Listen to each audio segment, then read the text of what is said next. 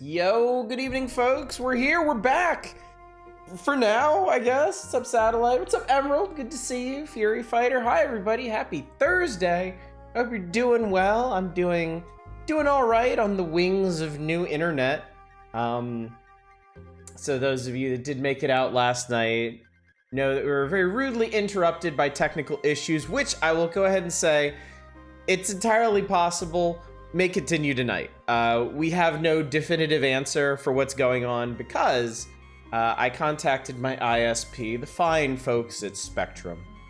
And the first thing they wanted to try was swapping out our hardware back here, which I think is a very reasonable thing to do because I did some testing today and I discovered that the modem doesn't seem to be having any issues. Everything seems to be going just fine. But the router seemed to kind of forget what it was doing from time to time. So I think that's where the problems were localized, and I think they may be resolved now that I've swapped out the router. But if the internet craps itself tonight, that's just the wages of sin, I suppose, and I'll have to take further steps to rectify the situation. But for now, I'm just going to live in terror and silent fear of my stream collapsing in on itself once again. Just wring my hands. I mean, I could wring them off screen, but that's just gonna look really weird, so you gotta watch me wring my hands then. What's up, Manic? Yes, we need to rectify. Rectification is at hand. The actual swapping of hardware was pretty painless. I was super dreading going to the Spectrum office because I remembered like lines out the door and around the parking lot of people with arms full of technology to swap it for other technology. I don't know what they've done. I don't know how they've managed it, but it's way more agreeable now. I got in, I got my stuff, I got out, and then had a pretty easy time getting everything hooked up. I just had to restart things a few times and everything worked. So yeah, I don't know. Router learned how to finish streams from watching you finish games. Ouch. Oh god. Oh god, it's true though. What's up, Library Man? What's up, Low July? Cold sounds even better. Yeah, I'm in good shape today. How are you feeling? I am in good shape today. I've reached the phase where the congestion is just trying to get out. But I'm not coughing much. I got my energy back. Today was a nice and productive day at work. And of course, fixing internet things. So I'm so nervous about this. I'm gonna try not to be super obviously nervous about it, but I'm pretty obviously nervous about it. So just kind of forge forth and yell at a magazine like the old man I am. The old man wearing a Mario shirt like I am. And play some games that are hopefully cool and stuff. Oh, thank you, Manic. That's just the moral support I needed. Your internet shuts off mid-stream. Wouldn't be the first time. Would not be the first time, so. But yeah, hopefully you're all doing well. Hopefully you're all doing good. Outside of work, again, I don't know much to, well, okay. I did take one step today, kind of as a test case for my updated internet. When Emerald was nice. As a test case for my new internet, I downloaded City Skylines. Because City Skylines, I think it's free to play this weekend, but I have it anyway. More importantly, all of its DLC is cheap right now. And I'm in a buildery sort of mood. I feel like building some cities without having to worry too much about anything. So I might, if I could steal some time sometime, I might launch into some City Skylines, but we'll see. What's up, 2Hit? Good to see you.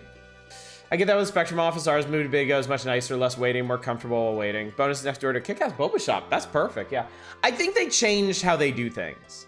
I think the old office, like, you just had a desk and everybody would line up at that desk and you just have this long ass line.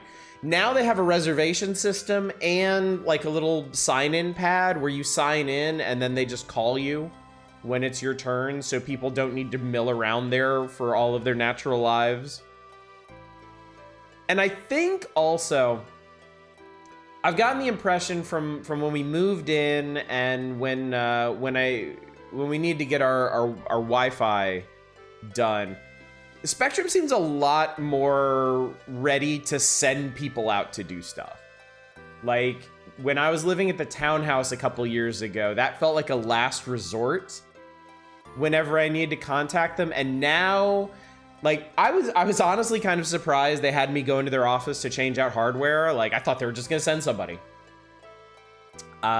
So yeah, it's just a very much an improved experience all around. I hate to say I'm impressed. Like, you don't have to hand it to ISPs on any level, but I mean, I feel like building things, you should check out Tears of the Kingdom. I'm not sure I want to build big fire spewing dongs though. I mean, I know that sounds weird coming from me, but I'm not in the mood for that. And if I was in the mood for that, I still have, what is the name? What is the name of that indie physics chaos game on Steam? Besiege, thank you. Retro Spice on the page once again. Yes, Besiege. I never spent a whole lot of time playing Besiege, and I feel like I should. Also, what's up, Justin Brett? Good to see you. I think much fun could be had in Besiege. You just try hitting the router really hard. I don't think kinetic redistribution works too well on modern hardware, especially with planned obsolescence and all that. Please visit my sponsor. Don't forget to splash that like button. Smash it. Oh, you can crucify Koroks. How nice. How lovely. Met John Spectrum at a fight to the death. Fortunately, no, there was no blood drawn getting my internet stuff reset up. Maybe that was the problem. Maybe we didn't do the proper sacrifices when we set it up. They're so mean to the Koroks that need help. People are just unhinged. People get the ability. The more options you give people, the more grim and gruesome they are going to be with those options. I've certainly discovered that. Oh, I've been feeling down late. I'm sorry to hear that, Justin Brett. Well, hopefully some SNES games from the past will lighten your spirits. Or hearing about me fighting with my internet, although I can't really... Hard to see the silver lining in that one, I suppose, so. I feel like bringing this up because it's so funny. Oh, I hope it's funny. Oh, I hope it's funny. Oh, I don't want to cough.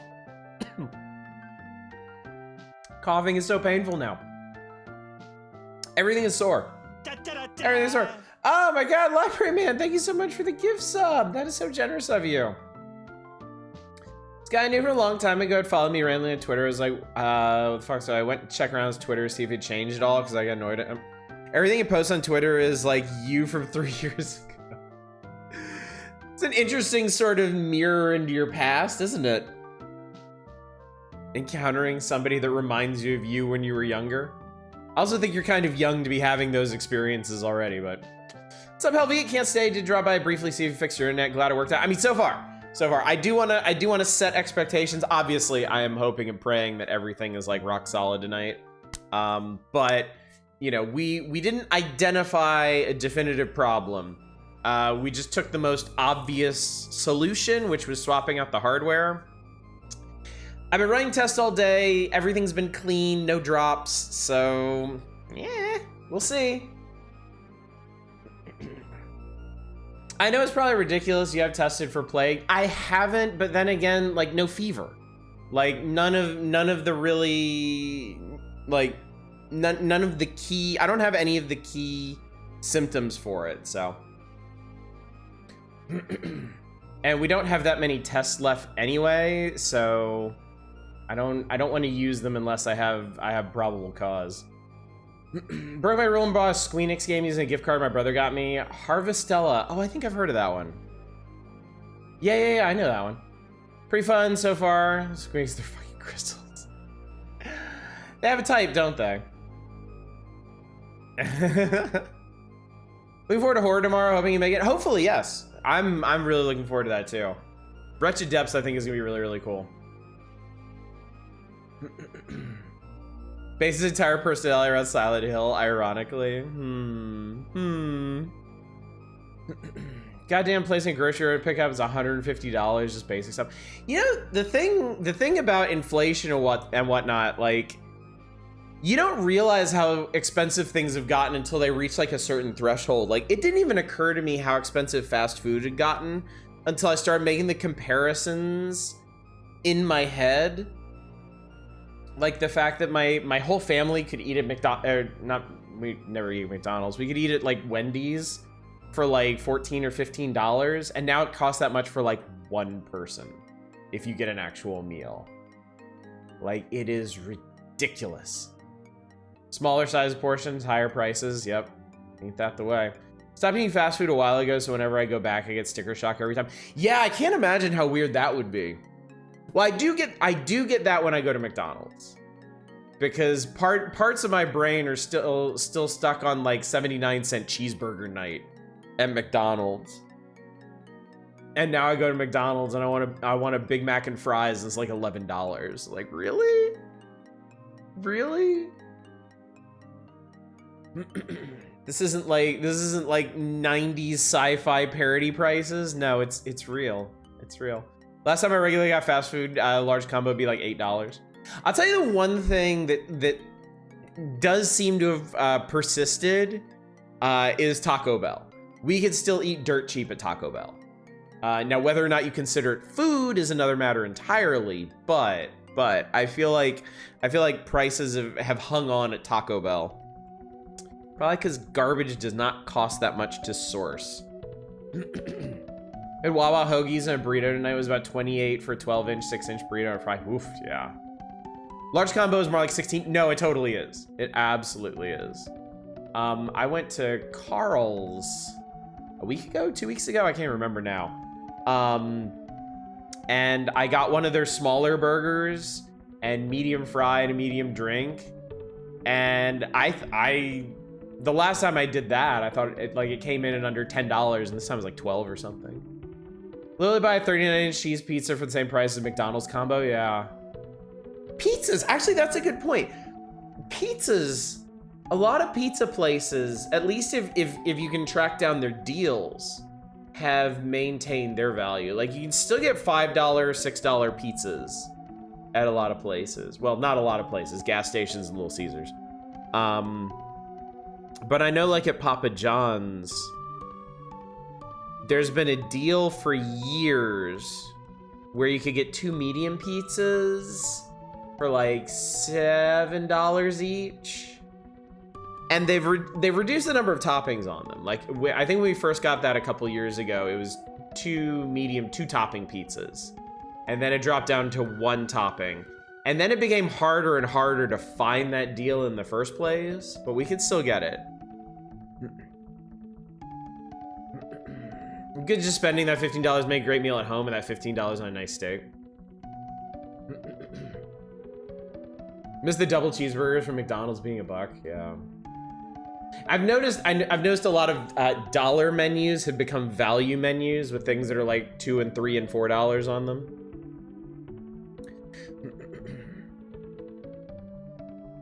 Nuts and bananas. Butts and bananas cost $30 for a large 2 topping here, yeah. Yeah, I think without a deal, like a medium 2 or 3 topping pizza is like $20 or something insane like that. Little Caesars is still $6 for a hot and ready. I'm pretty sure it is, yeah. Little Caesars seems like one of those places that's like, it's like Costco.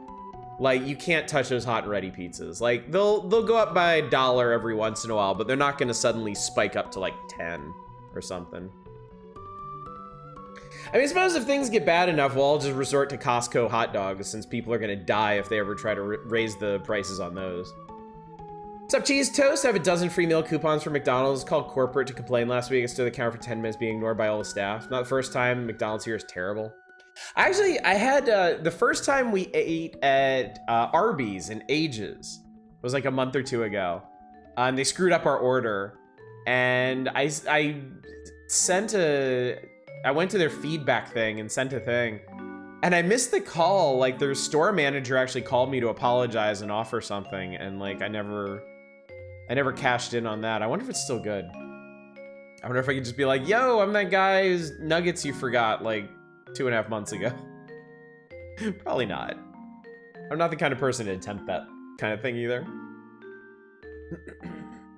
Miss the 99-cent supersized fries from McDonald's. I wouldn't get anything else. That'd be the whole meal. Yeah, those fries could be really filling. For a lot of reasons. Recently, I've been watching a shitload of really important foreign films. I would say Memories of Murder and Cure are the best movies I've seen this year so far. Nice. What's up, Eva? Speaking of great value, the Star Wars Hotel is shutting down. I think Disney pretty clearly miscalculated there, and I think their miscalculation was assuming that Star Wars nerds have even more disposable income than they thought they did. Obviously, they have a lot. Obviously, there's a lot of Star Wars junk that Disney can put out that they will hoover up. But I think, yeah, what was it, like $4,000 or something for a 2-night stay in their faux space hotel was asking a bit much there. Very nearly was working on the Star Wars Hotel project. No kidding. That's cool.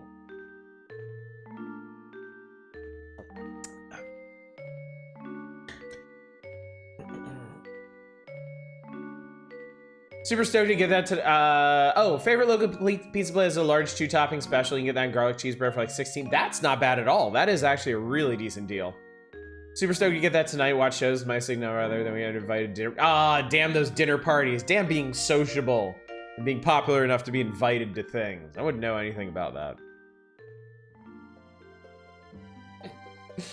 Hungry for pizza or McDonald's? That's the way, Cheese Toast. Come to this stream, leave desirous of something. Desirous of something you absolutely don't need. Place not far from me where you can get a pretty decent sized order of Mongolian beef for $8 after tax. That's pretty good too. What's up, Arcane? How'd the tech support go? Decent enough. I mean, it was a pretty painless process swapping out my hardware and getting it set up again. Now it's just the waiting. Now it's waiting to see if things go smoothly, and so far they have. So I'm gonna hope and pray, but you know, no way to know until it happens again. Since you're all here, I have an interest in stream Crouching Tiger, Hidden Dragon tomorrow in the Discord after work. Ooh. I probably won't be able to make it because Saturdays are kind of chaotic, but especially this weekend. But yeah, strong encouragement. Put down 4 grand, bang in a road. It's a chilly backyard hangout. I had fun despite being tired. That's good. That does sound like a good time. I have to go get Papa John's 2 blocks away. What's up, Chaos? Good to see you. Got the Criterion release of Cure today because I love that movie a lot. Steelbook edition of Perfect Blue. Why is it under the Kids print? Yeah, yikes. You just play Hangman if the computer isn't working. It's true. We'll just go on Discord and like play charades or something. I don't know. Oh man, yeah, there's a lot going on this weekend. Might as well mention, I guess, there is an outside chance I might be late for Saturday's stream. Normally my girls have cheerleading practice in the evening, and I am left to my own devices here to chill and play games and prepare for stream and whatnot. However, this particular weekend, my younger daughter does not have practice. Her team has the week off, and her school is having one of those daddy-daughter dances, and she really wants to go, so I'm gonna take her to that. So we're gonna have a good time with that. It ends at like 8:30. So if we do stay the entire time, I might be a little late getting to stream. But assuming my internet is still in one piece, we will do the power hours whenever I do make it back from that. Stream for only 30 minutes on Saturday, it's fine.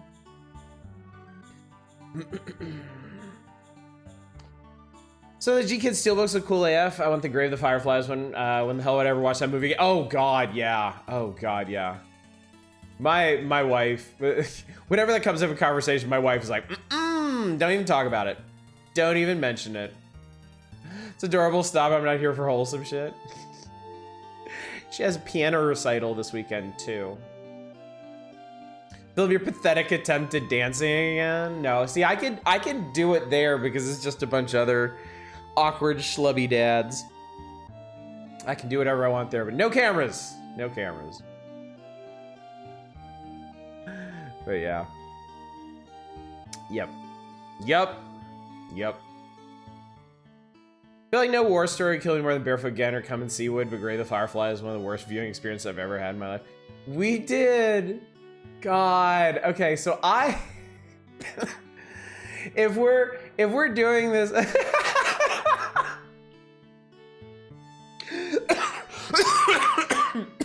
that's painful. Oh God, low high. Oh, Grave of the Fireflies. The closest I've gotten to watching it through is watching a therapist reacts video about it. Yeah, dude. Yeah. So I definitely did not have the optimal Grave of the Fireflies viewing experience. God.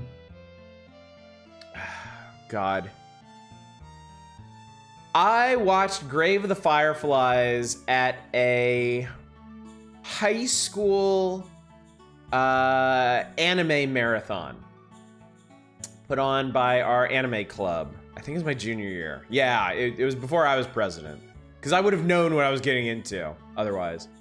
And it was just part of the lineup. It was right there in the middle, and it was either right before or right after this like 70s anime movie about Dracula, and like he gets defeated, but he comes back in like modern times, and he's like wandering around a city like eating hamburgers and stuff. Just imagine like following some goofy ass faux 70s horror anime movie about Dracula eating hamburgers with Grave of the Fireflies. Like, it killed the mood stone dead. Like, I remember a bunch of people just left and didn't come. I don't even remember what was after it. But yeah, a bunch of people left and did not come back after that, so. You got sued for Whiplash, yeah. Want to see a 70s anime movie of Dracula? I'm trying to remember what that movie was. It was famous with our anime club for how cheesy and stupid it was. But I can't remember.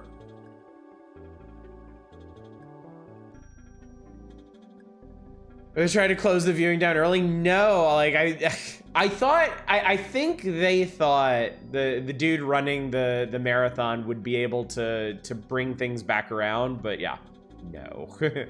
Ha ha ha, no. If nobody requests Jeopardy while I'm away, I will find you. It'd be like changing the price of Costco. Somebody will request it. I mean, there's a decent chance we get to it. Well, it's 4 games down the list. Because we gotta do the letters page, and then Cybernator. I like Cybernator. Depending on how Cybernator goes, I might try to play all the way through that. We streamed it before, and I got really. I'm trying to remember. I think we got really close to beating Cybernator and didn't beat it when I streamed it before. Harley's Humongous Adventure has a story to it. Well, I've never played Wing Commander, but I'm sure somebody here will request that. So yeah, we may or may not get to Jeopardy tonight. We'll see.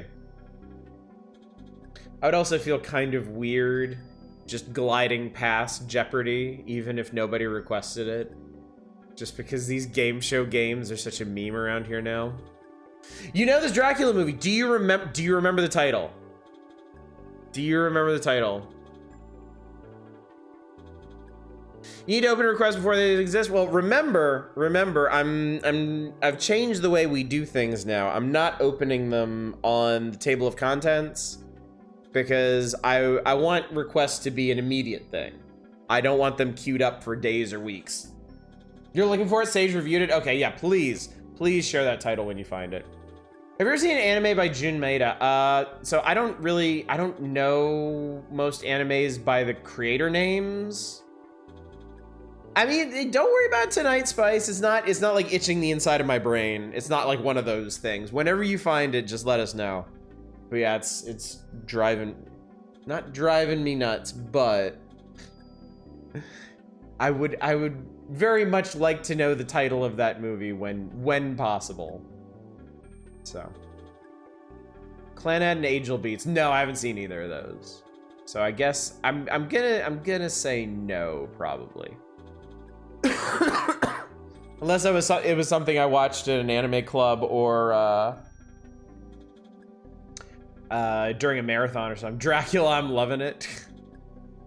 That would be a really appropriate name for it. That'd be a great title for a re-release now. But yeah. I am trying to watch more anime now. I'm about done with Knights of Cydonia, and then I'm sure I'm gonna pick up something else. I was gonna start watching One Punch Man, but I made the unfortunate realization it's not on Crunchyroll.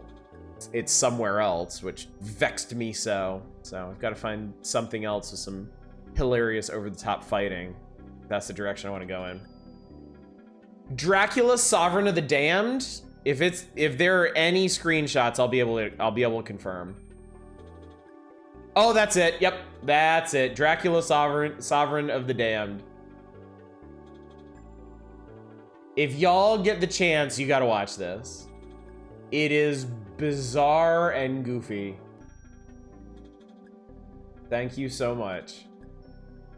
Thank you so much for that.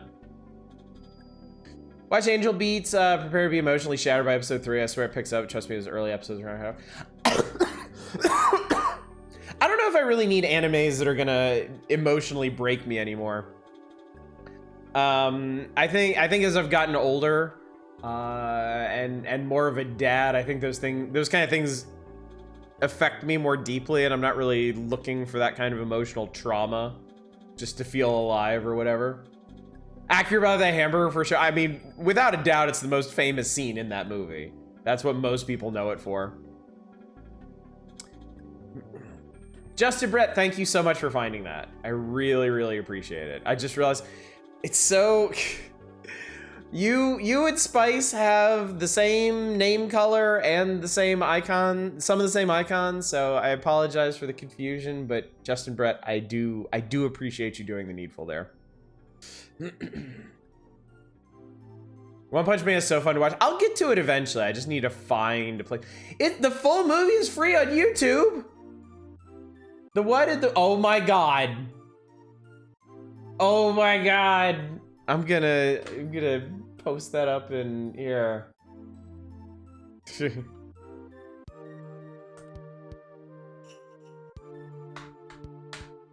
There we go. All right, I put it up in our film channel so everyone can enjoy it at some point. Watch party! Shatora, God bless you. Thank you so much. You have done the Lord's work here, finding the Sovereign of the Damned. Should watch Mob Psycho 100. Great fight scenes won't emotionally break you. Ooh, I might do that. I think that one's on. Yeah, I'm 99% sure that's on Crunchyroll. Yeah, I might pick that up then. Thank you. Thank you for the suggestion. Ridiculous teen romance anime, Marmalade Boy. Wait a minute, I think I know that one.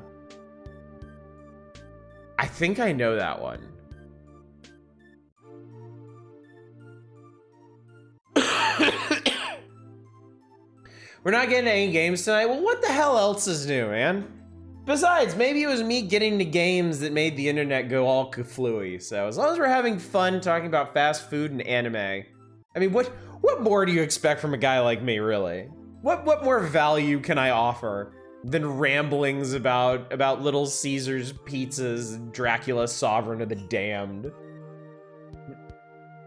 Absolutely see Clownhead Not Flying With You. The first season is kind of basic high school romance, but after stories about the protagonist trying to come to terms with being a father, and therefore it's incredibly tragic. Yeah, no thank you. No thank you.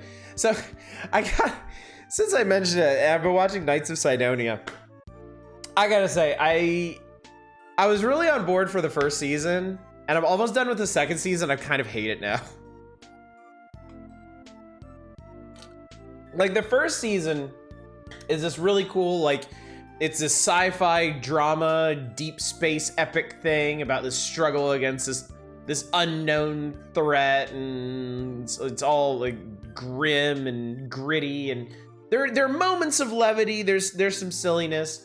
The hero is this ace pilot, and all the ladies just swoon over him. So you get love triangles and love quadrangles and stuff. Yeah, and I thought this is what it was gonna be. I thought this is what we were getting. I thought we were getting like a deep space sci-fi epic with these little bits of of comedy and romance and whatnot. Well, I'm almost done with the second season, and it has shifted almost entirely in the opposite direction. Like, all the sci-fi stuff is basically taken a back seat to all the like love triangles and like protagonist like hilariously trips and lands in some girl's cleavage, and then some other girl who likes him gets super mad and punches him out. And I'm like, what in the hell? What happened to the war? What is and there's no third season. They didn't actually finish the manga, so that's basically what it's gonna end on. I'm just like, Jesus Christ, man. So, got heavy into anime cliches. Yeah, it do. So, and it's I don't look. I don't like to be this way because there's a bunch of games specifically, but other media too. I don't get mad at the whole bait and switch thing. I don't get mad when a series starts as one thing and then evolves into another. I don't hate The Messenger because it starts out as Ninja Gaiden and then transforms into Metroid. Like, I'm totally cool with that. I think that's great. I don't get mad at The Evil Within starting as, how can I put this? I don't get mad at The Evil Within starting as like Resident Evil 1 and by the end morphing into Resident Evil 6. You know? But I was really into what Knights of Sidonia was selling in season 1, and I really wasn't in the market for what they're selling in season 2. So that I'm kind of annoyed at. I think Ottage wants Grim is his Fandango. Fandango is quite good though.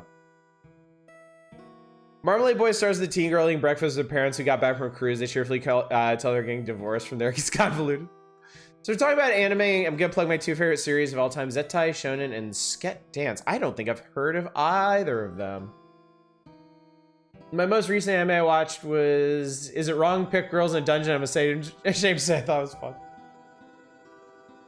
Topic of anime I'm currently watching. I've been watching the Monogatari series. Scarily obsessed with how well written the monologues are.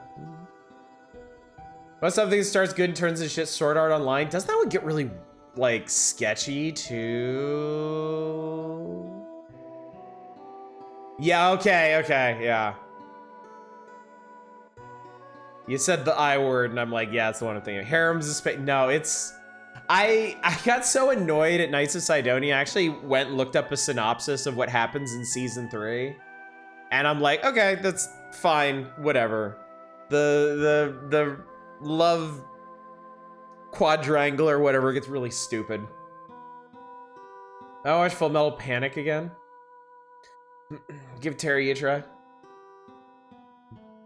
Zettai Shonen is very obscure. It feels like 6 people have watched it. I feel like Trigun starts so damn strong, and I wasn't a fan of how the last quarter is, but that might just be... Are you talking about the original? Because I really like the original. The original shifts pretty hard in tone by the end, but I think it's deserved. I think it earns that. Plus, those are pretty cool. Everybody's stuck in the game. Oh no, I know. So I have a little background with Sword Art Online because I worked on a crossover between Sword Art Online and one of our games, and for that we had to familiarize ourselves with the anime. So we watched the first couple of episodes, and we were gonna watch more, but our person who was kind of like in the lead for the project got ahead of us, and it was like, and they were like, you gotta stop.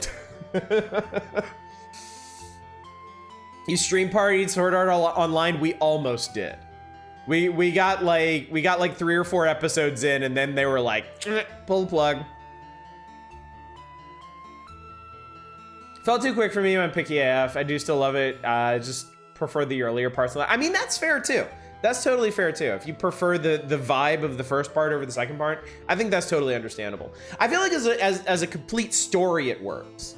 But yeah, if you have a preference, I mean, honestly, I probably prefer the lighter, goofier stuff in the beginning too. I just think it works all the way through.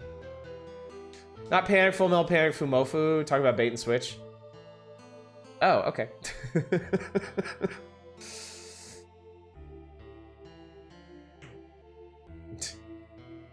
You about 7-8 episodes of good stuff and then blurb, yeah. Reject SAO, return to dot hack. Oh god.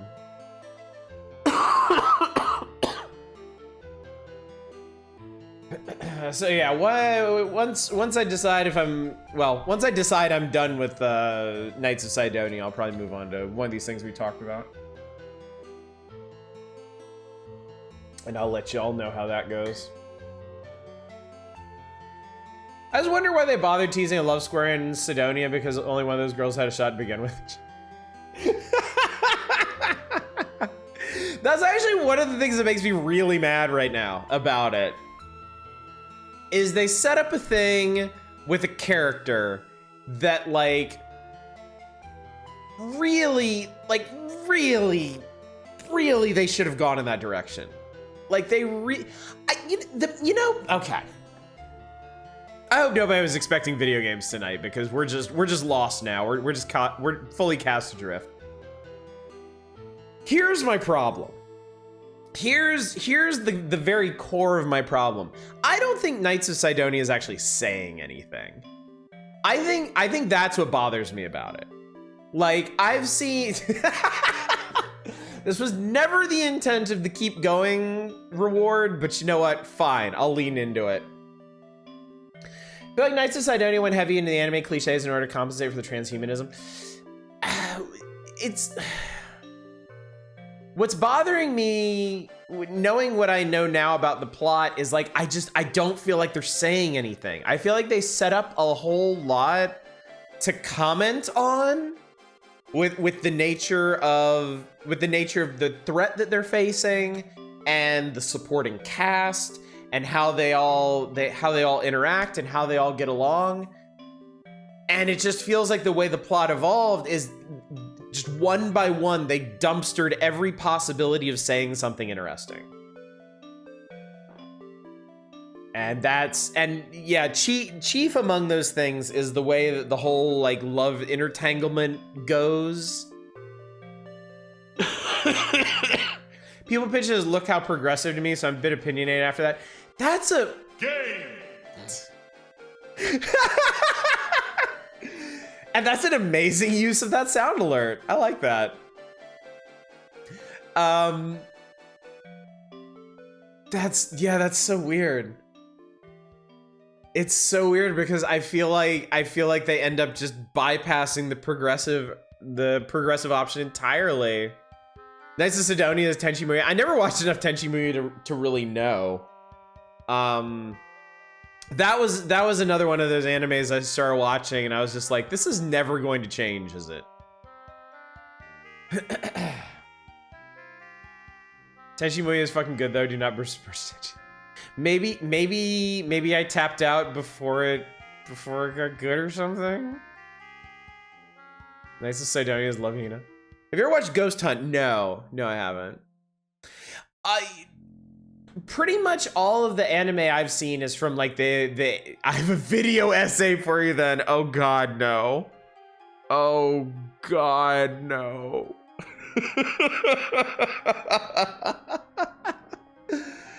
Now I'm in trouble. Now I've done it. Most of the anime that I'm familiar with is from like the 80s, 90s band. Because I was watching bootleg imports in late 90s, early 2000s anime clubs. So like aside from the stuff that I watched growing up, like Dragon Ball and Sailor Moon, I know a lot about Rurouni Kenshin. I know a lot about Vision of Escaflowne, Trigun, Nadesco, Macross. What else did we watch? Cowboy Bebop, Bubblegum Crisis.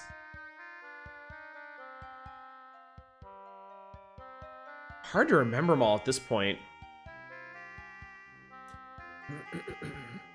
It's a time span of anime, you know. I mean, you know, all of us except the fetus in the audience are kind of around the same generation, right? So if we're acclimated to anime, we would have come into it similar times, similar ways, either local anime club or whatever was showing on Toonami at the time. Ghost Hunt is fucking amazing. Total recommend. Okay, I gotta crack open. Y'all are making me curious about some of this. I'm gonna crack open Crunchyroll real quick and see what's actually on there of the things y'all are suggesting to me.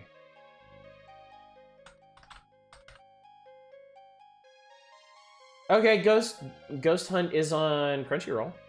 Oh, it's short. 2 seasons, 25 episodes. Did The Last Airbender qualify as anime?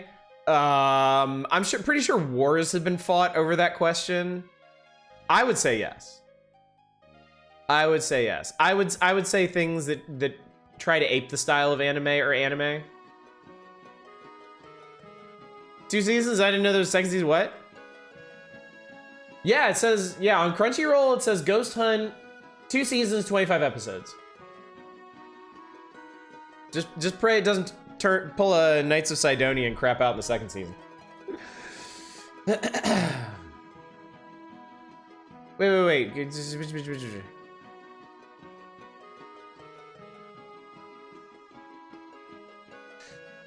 Except the movie. I'd say no, because it's ultimately Western. I don't think that's a negative thing at all. I mean, where's the geographical line for anime? Is then my question. Like, are Korean animated shows not allowed to be anime? Chinese?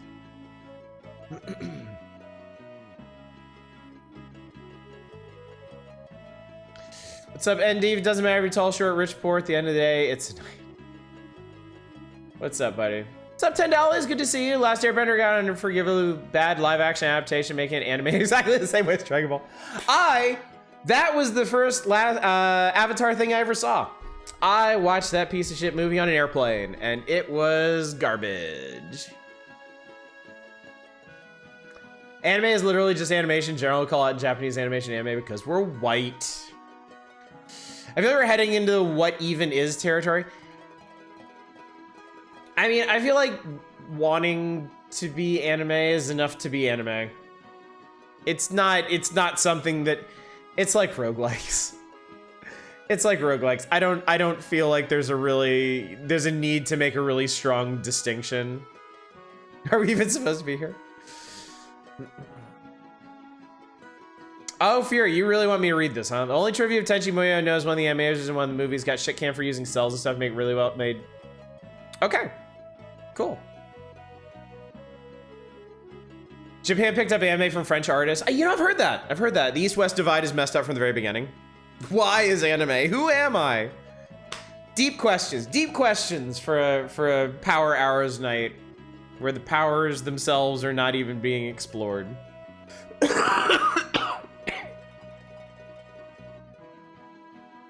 Categories anime is strictly in Japan because the anime cliche is good or bad and it being worth the distinction to me. Okay. I mean, that's fair. I wouldn't.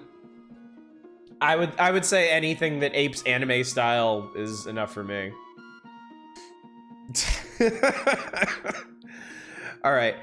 Something is telling me, is a Power Hours anime? Maybe it should be. Maybe it was meant to be.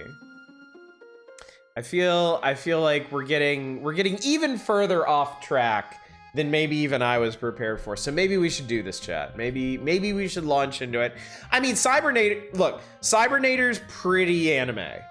So I mean, we will be staying on topic here. Someone take that cartridge away from that dog? No, that is his copy of Super Mario Bros. 3. And Mom didn't say he had to share it, so he's keeping it, okay? This is just like Berserk because so many people are waiting for the next fucking chapter. Anyway, folks, after that brief introduction to the stream and all that we do here, welcome to the Power Hours. Welcome back to the stage of history. Welcome to February 1993 in the long and storied history of Nintendo consoles. We are on volume 45 of our odyssey through this publication. And I gotta say, it's not the most notable issue ever. It's certainly no January issue. January issue is huge. I think that was a record, taking 8 nights to get through. Far surpassing even my own projections. I think we'll probably go through this one a lot faster, anime and pizza derails notwithstanding. Mainly because I don't think any of these games have a particular lot to extract from them. Oh God, I made the mistake of looking back at chat. But you know, when you really get down to it, aren't we all anime in our own way? Doesn't that make us all united in that sense? Is a calzone a sandwich? Quick, somebody break out the chart. Somebody break out the sandwich alignment chart. So, as we've discussed previously, and should be standard from this point on, this whole conversation is you stretching. No! Look, you're winding me up and you're bringing my cough back. Stop it. No, this whole conversation, because I wanted to have this conversation, because I enjoy talking to y'all too much. And it is a Herculean struggle some nights to get back on topic just to play some of these games. Calzone goes into your mouth. I think that's fair. Anyway, it has been previously established. This is probably the last time that This is probably the last time I'll mention directly, but the nature of the power hours and game requests has changed.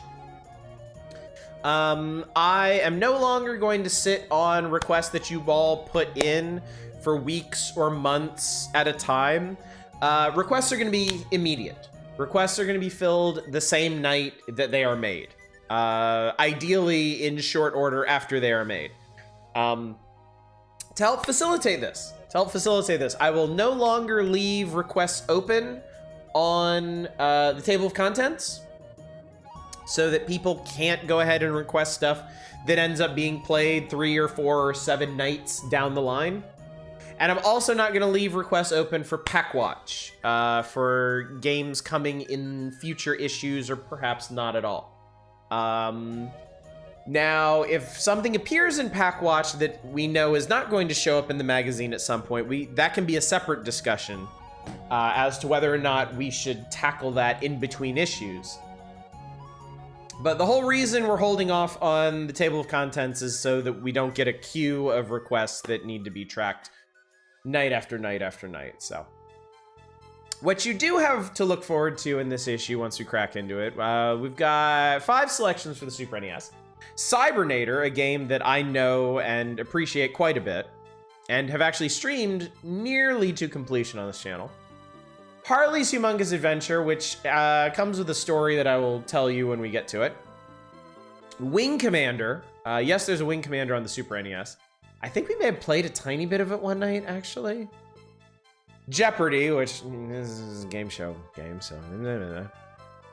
And the cover feature of this particular one, the Addams Family Pugsley Scavenger Hunt, featuring what I believe to be hideous animated versions of the Addams Family. So I never had any interest in this game, but we can all find out together if it's worth anything, if we must.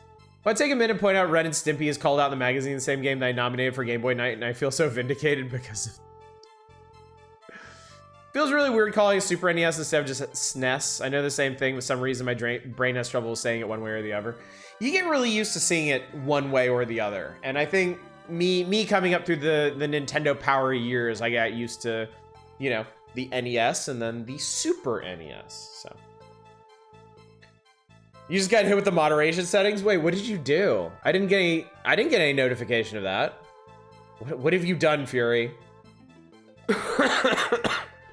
Remember the Pugsley game being decentish? I mean, maybe it's worth a try. I don't know. I never liked the look of it, was the thing. Anyway, on Game Boy, as has been previewed, Darkwing Duck, Spot the Cool Adventure, Alien 3. Oh, we're starting the horde of Alien 3 games. Ren and Stimpy Show, Rampart, and The Little Mermaid. 6 games. 6 games to check out tonight. Sometimes I saw Darkwing Duck as Darkwing Aqua. Okay.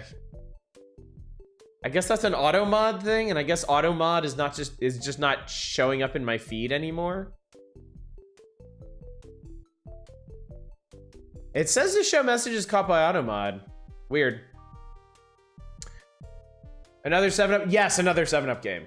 Yes, it is. I mean, it should be a block term, but I'm just surprised I didn't see anything. And then the NES. Some of you have been waiting ages for this, but we got Zen Intergalactic Ninja coming down the pipe. Bomberman 2. I love the SNES Bomberman games, but I know nothing of the NES Bomberman games. Tiny Toon Adventure 2, which I completely forgot existed, and Eon Man, which I'm not sure I ever realized existed, so. Can't wait to hear Mitty Ripley say, "Get your hands off her, you bitch."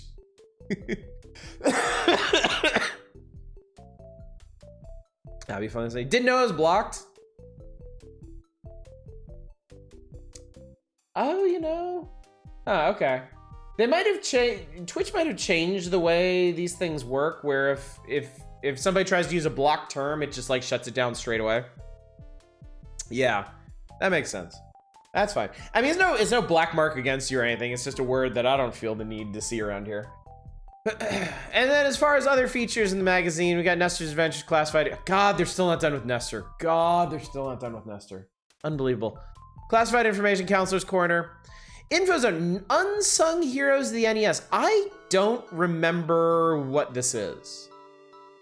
I don't remember. I have no memory of this feature. So I'm kind of interested to see what that is. Now playing Pack Watch, all the other standard stuff. Comics. Comics. The Star Fox comic starts from this issue, so. That is something to look forward to. The Star Fox comic is, it's pretty good one. It's a pretty good one. It's no Super Mario Adventures or anything, but it's up there. It's good stuff, so. Anyway, let's get into it, chat. Let's make it happen. And I will go ahead and open up requests since we are now in fair game territory. Players polls. What the hell are these people talking about? Looks like they don't have a topic this time. Oh, fuck.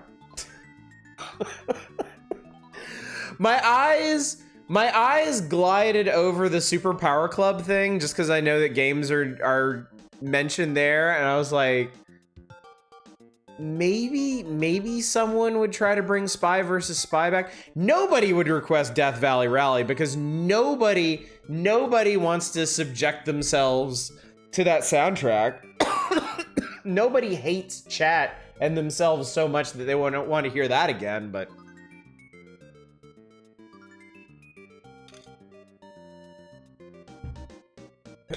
unlike unfair game territory. What's up, Shadows? About an hour late. We started the magazine. Yeah, there you go. There you go.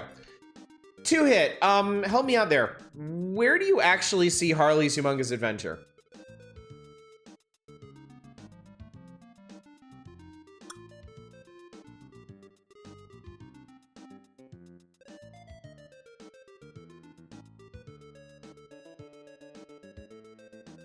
Wow, y'all are really going hard on this, huh?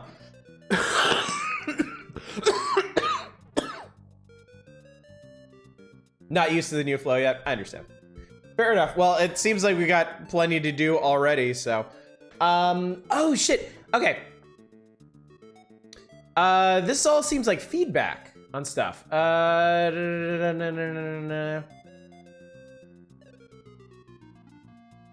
This person's Super NES went through Hurricane Andrew and actually survived. That's pretty cool.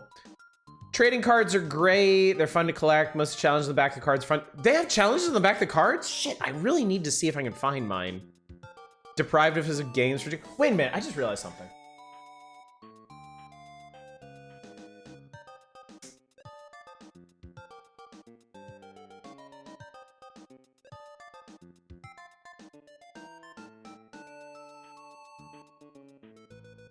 Damn it.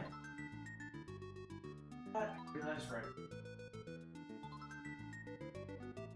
Thought I had it.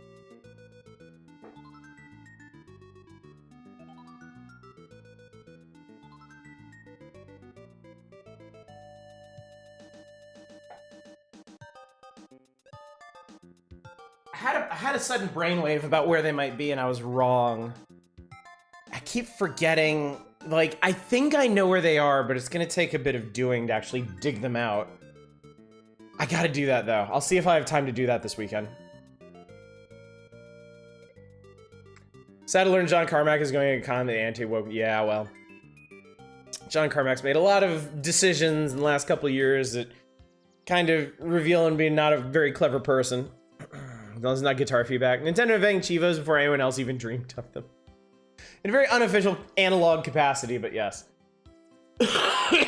I'm not sure if I agree with your rating system and now playing, especially for the Super NES game. I'm seeing a score of 4.9. Granted, A Link to the Past is great, but what happens when better games come out? Aren't you gonna have to adjust your ratings of the games you previously reviewed? And with the CD accessory on the horizon, I mean, come on. Today's ratings won't mean a thing. Let's see some realistic ratings. And the response to this, actually, is also very apparent to us that games will improve in the future. Our rating system is designed to let you know how good we think a game is based on today's standards. Each game is compared to all other games being evaluated during the same time period. Now, this is interesting. From a reviewer's standpoint, this is a very interesting approach to this problem. Because I feel like it's only a response you could give in the time of print media. Because let's just ignore the whole CD accessory thing, which is cute and sad in equal measures. Imagine Ocarina of Time. When Ocarina of Time comes out on the Nintendo 64 several years down the line, right? Who is going to go out of their way to dig out an old issue of Nintendo Power from like, what, 4 or 5 years prior? To see what the power meter ratings were for A Link to the Past and compare them to the power meter rate. Shut the fuck up, library. Just because I would do that doesn't mean most people are going to do it, okay? To look at the power meter ratings of Ocarina of Time and compare the two, right? Nobody's going to do that. Nobody's going to do that. But in the modern era, of digital media where nothing ever really goes away unless you don't pay your WordPress bill, reviews have taken on a sort of timeless quality. So while I totally get Nintendo Power's response to this, and yeah, it seems like a ridiculous question to ask, I feel like this question is actually way more topical now.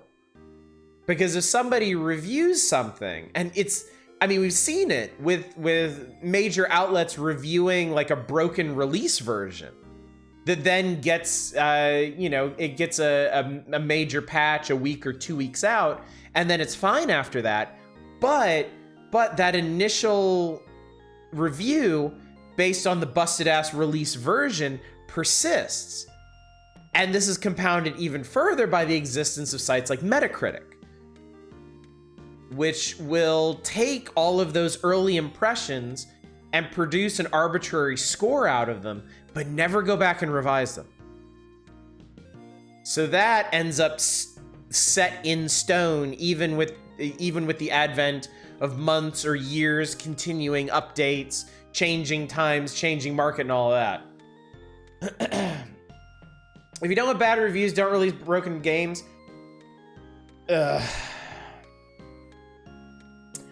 I don't think that's a sufficient stance for the modern era. I don't think that's fair. I think a review should reflect the quality of the game that you're getting. And if a game release is busted and the review outlet reviews it and says it's busted, and then it gets fixed and it's not busted, and somebody goes out to see, oh, I wonder if I should play this game, and they see a review where it says it's busted, the review's lying. Straight up. That review is peddling false information. I'm just saying.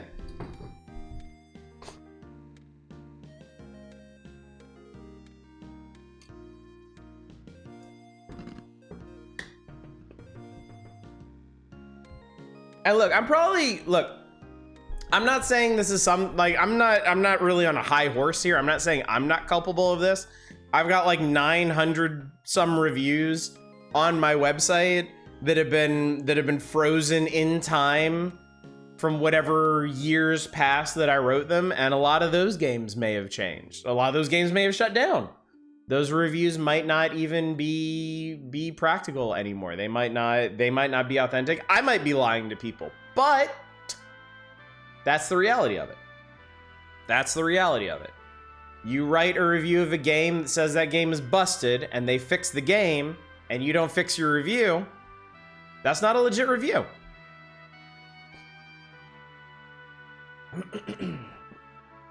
It says peddling outdated information. I mean, that's just... that reads like lie of omission to me. It's just you're putting a different spin on it. So... and I mean, I don't know what you do about that either.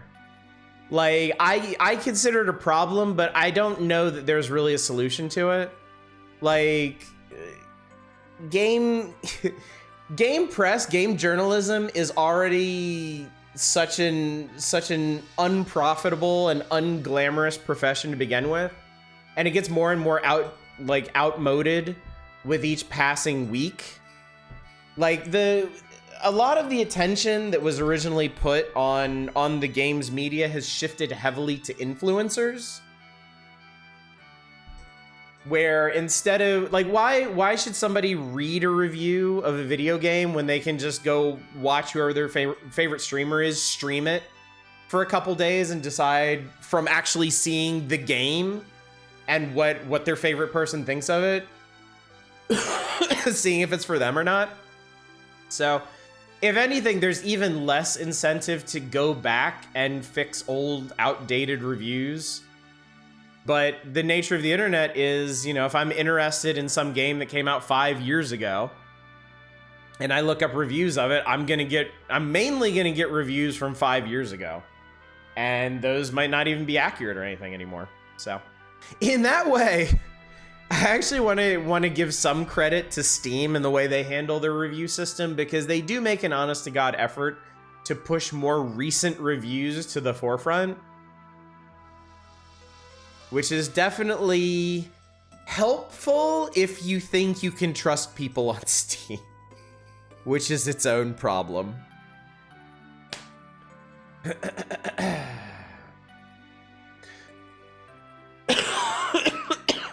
Also, hi there, not a roguelike. I saw you sneak in there while I was in the middle of my rant. Still pre-order games, always sequels, shit I know you play anyway. I don't remember the last time I pre-ordered something, actually. I know I did last year. I pre-ordered something. I wonder if it was... might have been King of Fighters. What's up, Beth? You okay? Oh, no, I'm good. Yeah, I'm just getting over a cold. It's about done. With this era patch, I'm somewhat mixed because I like the flawed games can be fixed and improved. I hate that corpos are incentivized to release broken games as justification. We can fix it later. The game is fixed nowadays. I'm considering picking up. I find it being broken at first somewhat irrelevant to getting it. Yeah, exactly. Exactly.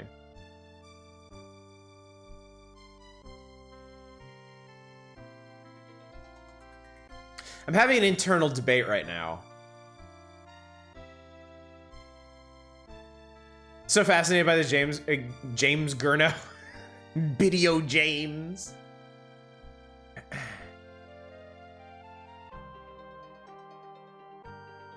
How, okay, here's a question. Legit, earnest question. How relevant do you think reviews from year one of No Man's Sky are? Do you think someone considering picking up No Man's Sky now should even consider reviews from year one of that game? Dangerous topic? I love those. I either look for game demos or combat gameplay videos, the system I'm playing to buy off of. Sorry, I've never heard of that game. Say the reviews are probably more relevant for the next release.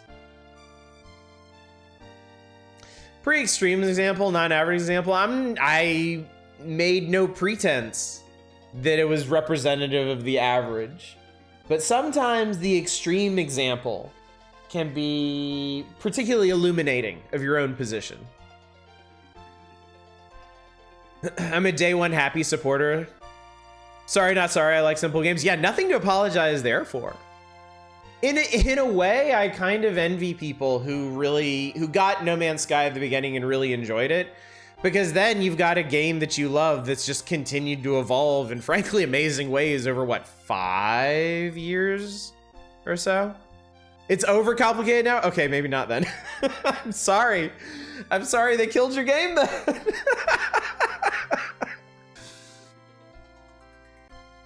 I feel like maybe when one individual outlet isn't capable of fixing a problem out of date reviews, the multitude who might review later fix it.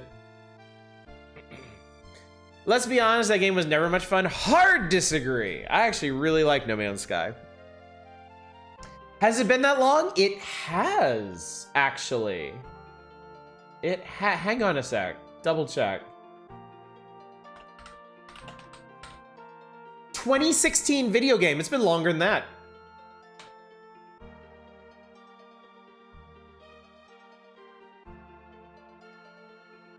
(2016).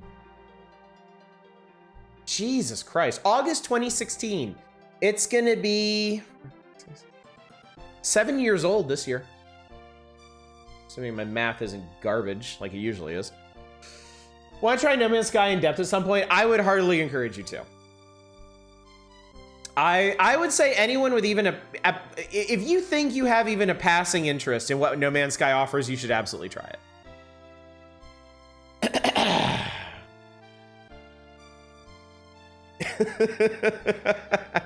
I get you, Beth. It's okay. It's okay. No judgments here. No judgments here. I'm here to support you. Excuse me while I crumble to dust.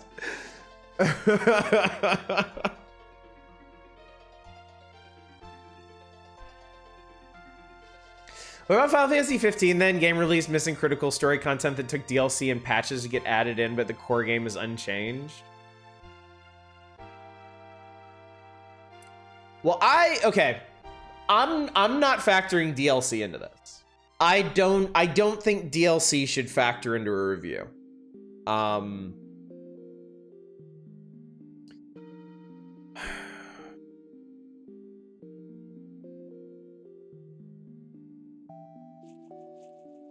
Like, I feel like if you're offering people a product, if you're offering people something to buy, then it should stand on its own.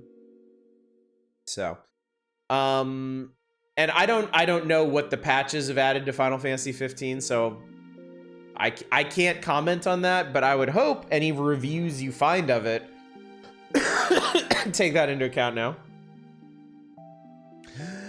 You saw the thing about Trickster on this page, huh? Ship collection is so much fun in No Man's Sky. It's great. Inner Daggerfall fan concurs. I'm the madman who plays Daggerfall without always fast traveling.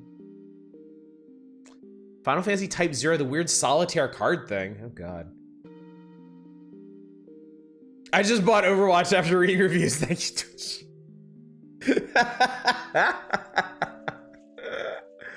Oh, man.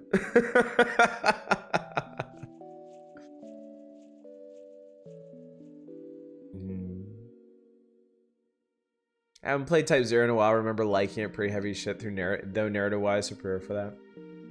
So. And people who are in Trickster probably don't remember it.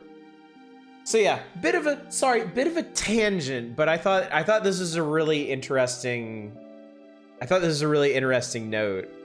Because it's a question that seems so much less relevant in its own time and so much more relevant in ours, which I think is really, really interesting.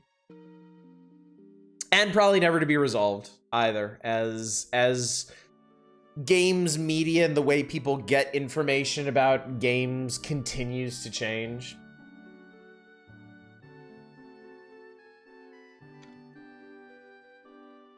I kind of wonder. I can't imagine that video game reviews are ever going to die out entirely. Like not even the outlets. And I mean, even if professional game reviews went away, like if nobody wanted to pay for those anymore, you'd still have user reviews on Steam and GOG and... Well, they'll probably never add them to the Epic Store, but whatever.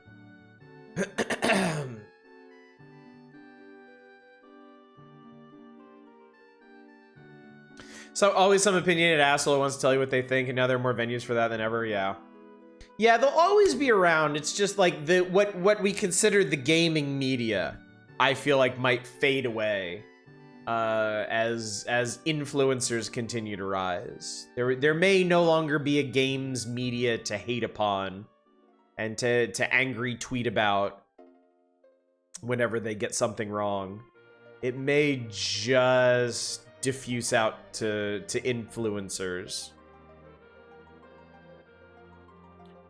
because I could tell you on the inside baseball track, that is definitely where attentions are focused. That's definitely what companies are looking at. Influencer, barely know her. So waiting for the new Dragon Age trailers, and someone was like, it's gonna be a woke nightmare, so I'm ready for the chaos and Twitter to explode. Used to be able to get away from them by landing on planets, now they come down and bother you instead of staying in space. Oh, pirates. Oh, interesting. Okay.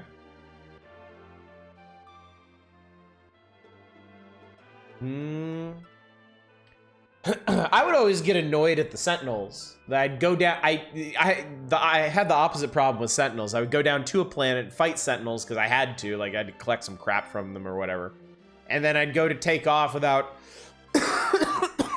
waiting for my alert level to go down like a good boy, and then they'd send interceptors, and those things are a pain in the dick to fight. Dragon Age isn't your series, but Shadora adores it. Yeah, I think I may have passed by Dragon Age. I played a little bit of Origins, the first one. Yeah, whatever the first one was. I played a bit of it way back in the 360 days and thought it was neat, and then never went back to it. And I think I'm probably past those games now. Made Sentinels harder to escape. Yeah. Probably.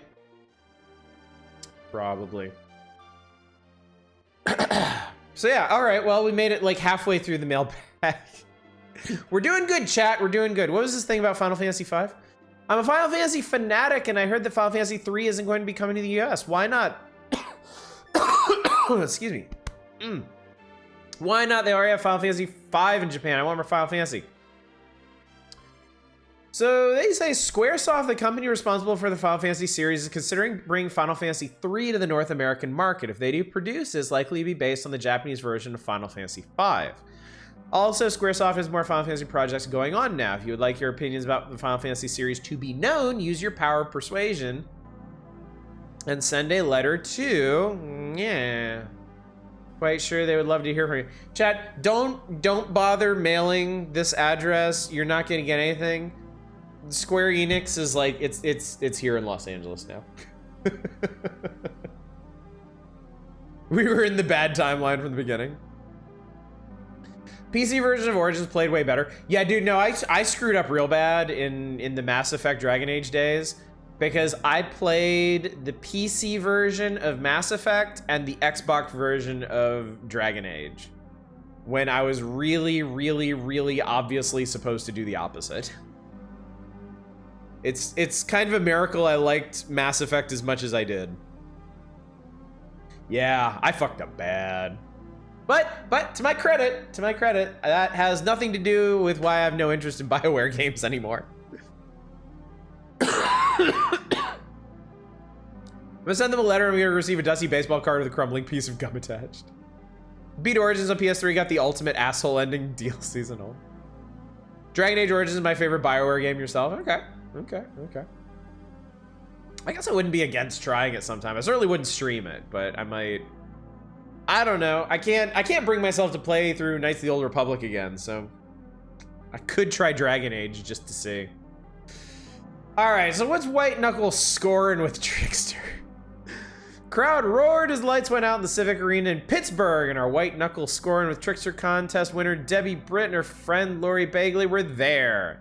Trickster had hit the stage. The band was opening up for Kiss, and they put on a great show. Trickster. So wait, they actually ended up sending these people to a Kiss concert that Trickster was opening for?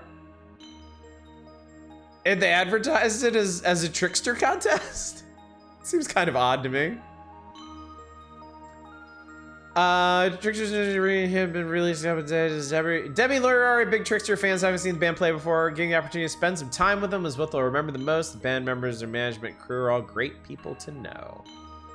Never heard of Trickster in your life until now. The magic of the power hours, people. Look at how your horizons have been expanded. All thanks to this guy. Jade Empire is yours. I'm also not much of a Bioware fan. I remember trying Jade Empire a long time ago, and I honestly don't remember what I thought about it. I feel like it was one of those games that just started at the wrong time. So I don't know if I'd actually like that one or not. KOTOR 1, 2, and Mass Effect 1 is the only Bioware games you played. Didn't like much of Mass Effect except Rex. We were talking a bit about Mass Effect last night. It's interesting that it's interesting the way Mass Effect evolved from being very, very almost Star Trek-y in Mass Effect 1 to being much more action spectacle oriented by Mass Effect 3. Behold your new gaping horizons.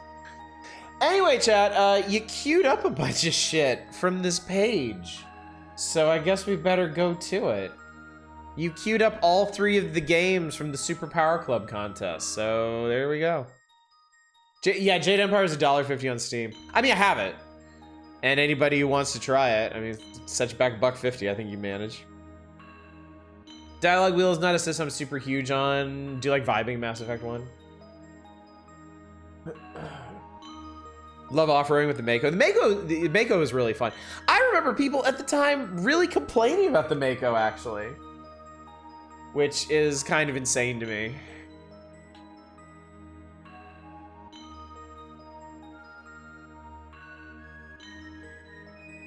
All right, chat, just a quick reminder. It is not by my hand that this game is made manifest. You demanded this. Hang on. The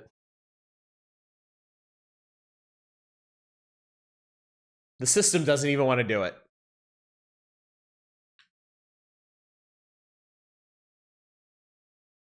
You asked for this, you are getting this.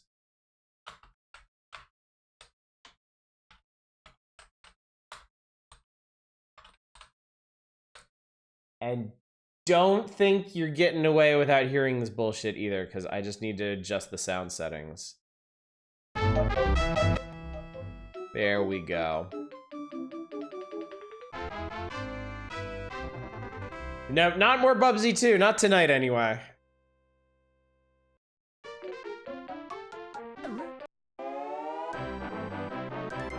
See, that's all, folks. Just watch all the viewers just fucking clear out of here at this point. Just disappointed everybody. And crispy audio with red eyes like the babies.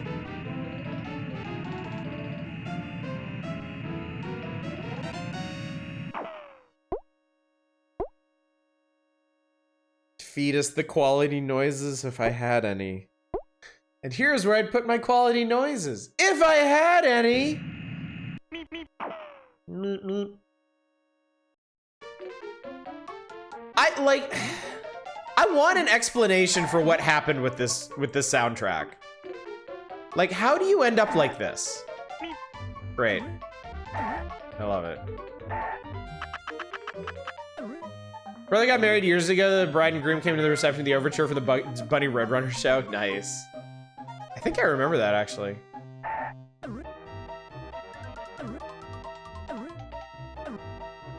Ha! I got a bird package. Peck it. I got an alarm clock. I don't know what the hell that does. Cool, yeah, just put an enemy there that I'll never be able to see.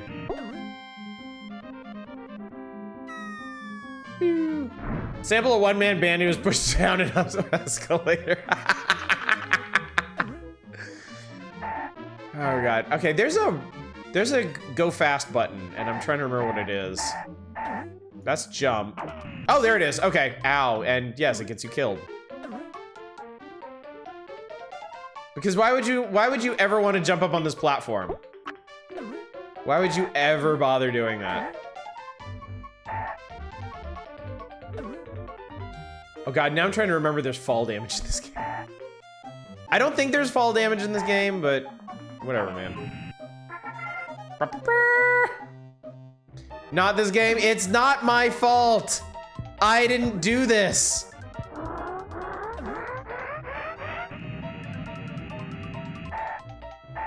Oh god, oh god, oh god, oh god, oh god, oh god, oh god. I just want to, oh my god! Why is he flying? I actually want to explore this level a little bit. Since we're here and everything sucks. Meep. I've been thoroughly meeped. Okay, I can't get up there. Music sounds like it's done by the same guy who did Bart's Nightmare. Okay, so maybe we can just, okay. So these, you can't even platform up these. So I guess what you do is you just like pume off of here. And I guess it's if you really want to get that flag, which, you know. Had this game got for free with another SAS game about ages ago. I was like, oh, Looney Tunes game, it might be fun. And then it wasn't, it was painful, I got rid of it as soon as I could. I rented this game. I rented this game because I love Looney Tunes shit, and especially the Roadrunner and Wile E. Coyote. And yeah, it was dog shit. Wait, Wile E. Coyote's defeated at least is fun. All right, I got 4 out of 16 flags. 4 of those flags being hidden.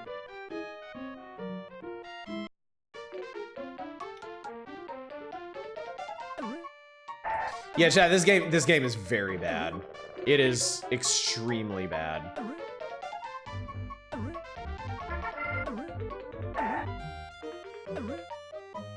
Want to say more by his refusing go sleep. Good night. Good night, Fury Fighter. Thanks for coming out.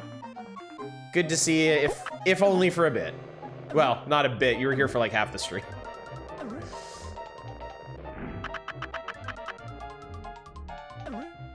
Composer went uncredited and just used the name of a random company in the credits. I mean, if you were responsible for this bullshit, wouldn't you do the same? All right, well, there's no fall damage at least. All right, I'm invincible!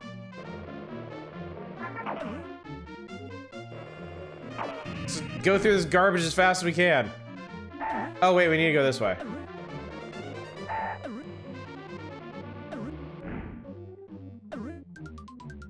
Oh, I remember this stage now. You have to go back and forth. Yeah, the actual exit's this way, but shit, I thought that was gonna fall. Oh my god, it maintains your momentum in like the worst possible way. Momentum platformer fan, if this and Bubsy is what y'all got on SNES. See why so many Nintendo kids had issue with it? Yeah, it was not good times for us. It did not put us in a good place to appreciate Sonic. Come on, man.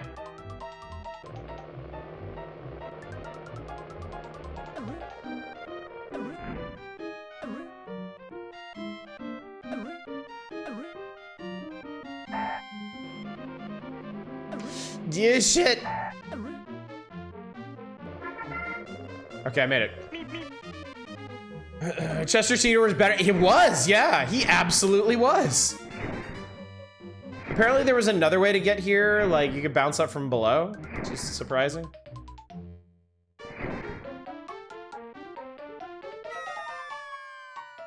Poor guy. Do you need to give OG Sonic another shot at some point too? It's fun, I need to play it more than just once to actually learn how to beat it one go. Wow, I found a whole 5 flags that time.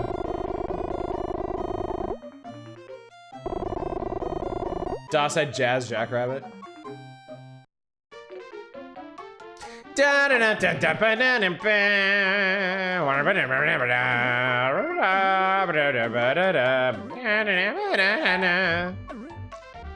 do like, and I mean this doesn't earn them any bonus points or anything, but I do like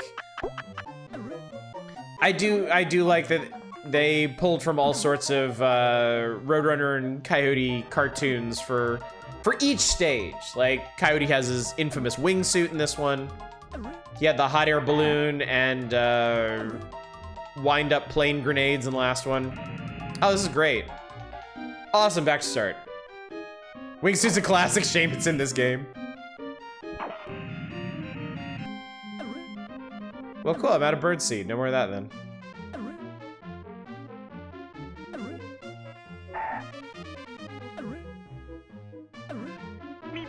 I think it's entirely possible and even likely that you get soft locked in this game by running out of birdseed, so you can't like speed up surfaces that you really need to get up. Like, I'm pretty sure that actually happens.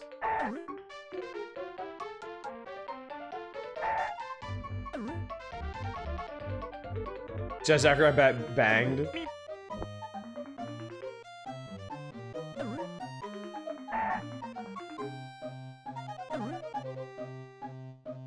Are you talking about Sonic Adventure? God damn it. Well, thanks for damage boosting me up here, I guess. All right.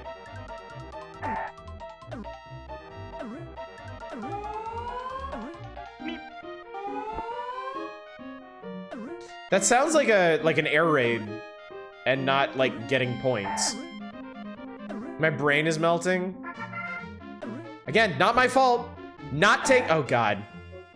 Not taking responsibility for this. We could be playing Cybernator right now.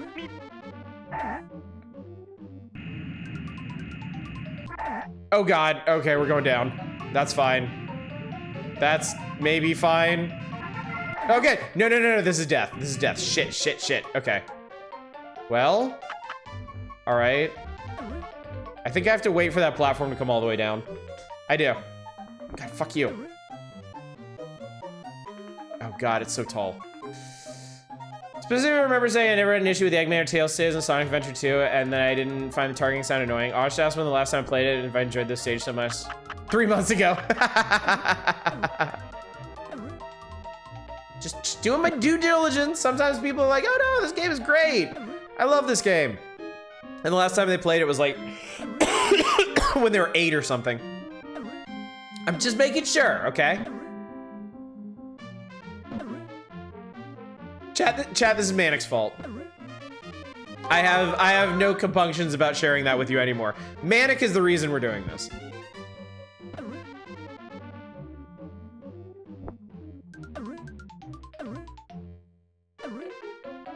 Okay.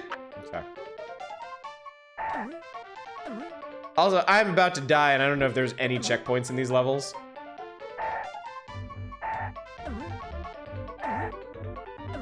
You have to keep doing it? I mean, he literally just redeemed the thing that says keep doing it. Do you want me to just stop honoring redemptions of things? Because that's not how healthy economies function in this day and age. That's how you get anarchist uprisings, my friend.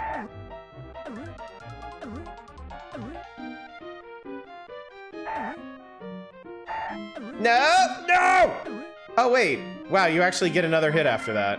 Okay, well, that's a shocker. Oh my God, I actually made it to the end of the stage.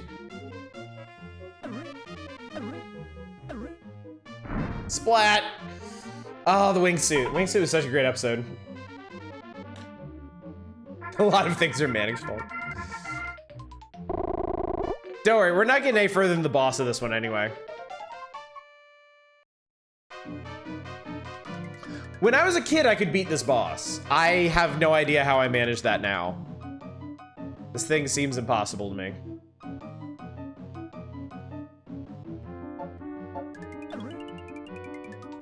Oh no, shit, he's up there, fuck. Great, cool, nice free hit you got on me there, Chief.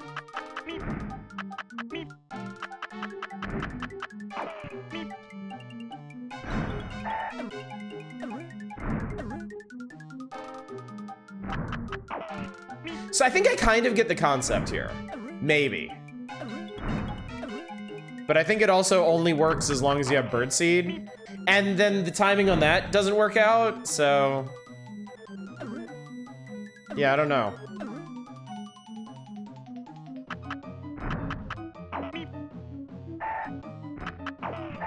And sometimes it fakes you out. I hate that. It's like every other launch is a complete launch. Shit, I think I might have fucked up the pattern. Yeah, okay. I mean, as long as I have birdseed, I might be able to make this work. Oh, fuck, I jumped too far. And, oh no, wrong way, wrong way, wrong way. Fuck! Fuck you!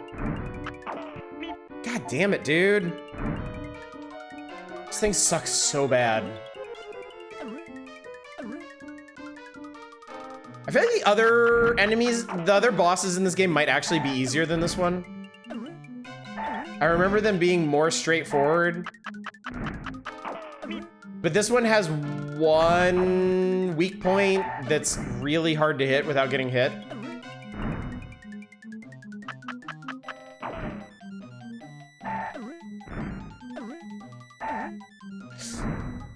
God damn it, if I could just stop doing that, that would help immensely.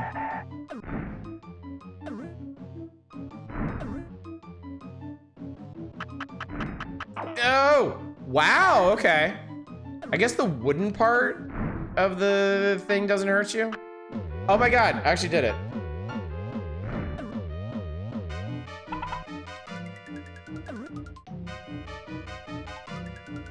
You dumb motherfucker. Beat Shadow a few times, year when it came out, and then went back and played it. Wait, what? Not yet. I played a few years ago. Friends played. Holy shit, it's the worst 3D controls I've ever felt.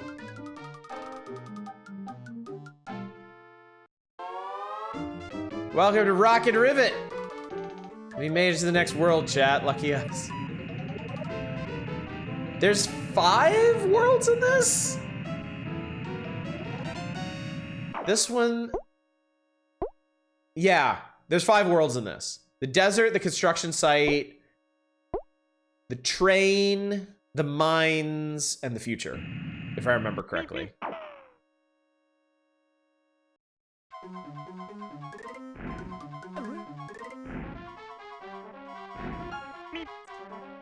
Everything we just dealt with is gonna be so much worse here. I should probably just focus on trying to get the hell out of here instead of exploring. I gotta tell you, chat, it's so much fun playing a game with a character that goes super fast where you're never allowed to go super fast because you might run into something dangerous and die. Really my favorite part of this game and games like it.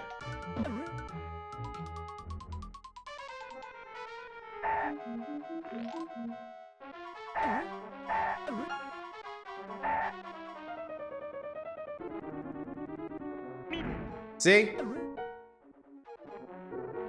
Can you just end this level just by running straight through here? Doesn't look like it. Looks like there's a flag down there, but you gotta climb up. Oh, eat my ass. Nobody asked for that. Speed limit on this construction site is 55 miles per hour. Pum. No, no! All right, well, I guess we live here now. Where's this? Oh, I actually have to collect that. I don't know what that... no, god damn it. I thought I was gonna jump. I guess that clock... oh, that clock stopped time, so none of the hurty things are hurt. Ow. Wait, where are we going? Are we going this way? No, we're not. Definitely not going that way. All right, sure, let's go this way, and then let's go this way, and then... oh my god, I beat the level. If I didn't grow up with Sonic outside of Sonic Adventure 2, the thing about Sonic games, you can actually absolutely blast through them once you learn their layout. Usually not moments and stages force you just full stop no matter what. That's usually a way to earn your speed. Fewer though usually because some levels, yeah. See, Sonic 1 is the Sonic game I've played the most. I've actually beaten Sonic 1.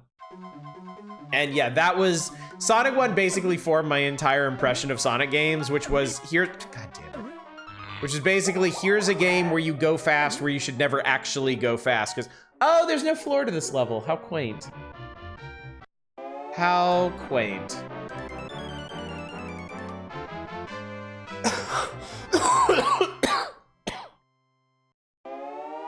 I've heard Sonic 2 and Sonic 3 are much better about that.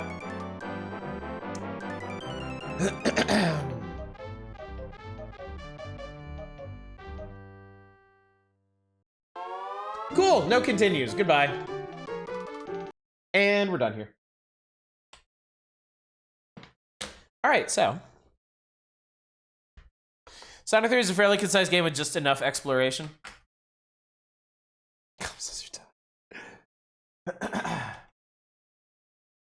Sonic 1, you can really tell they just didn't have the hang of it yet.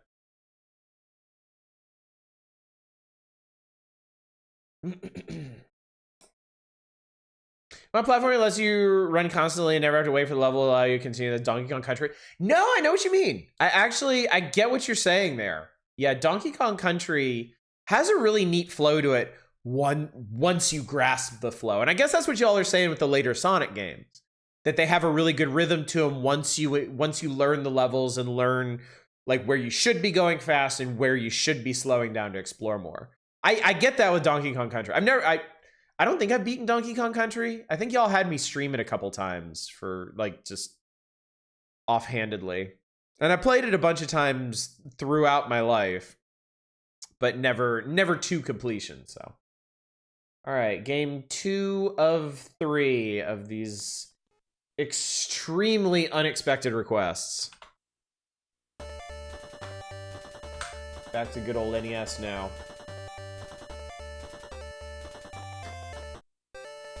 My request for shit ever actually become too much, please. Oh yeah, no worries. Look, y'all meme as hard as you want. If I get genuinely sick of it, I'll just be like, nah. I am not going to stream something that I am genuinely not enjoying. I just won't do it. So no, there is fun to be had in playing garbage, at least in small doses. I'm going to play this against a maximum level computer player because I just ache for death. So yeah, y'all have fun with the requests. Y'all go crazy, have a good time. Don't worry about me.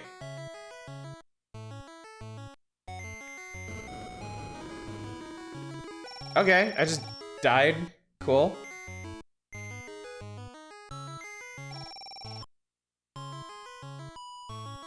Wait, was that it? Oh no, I'm back. Okay. And we're back.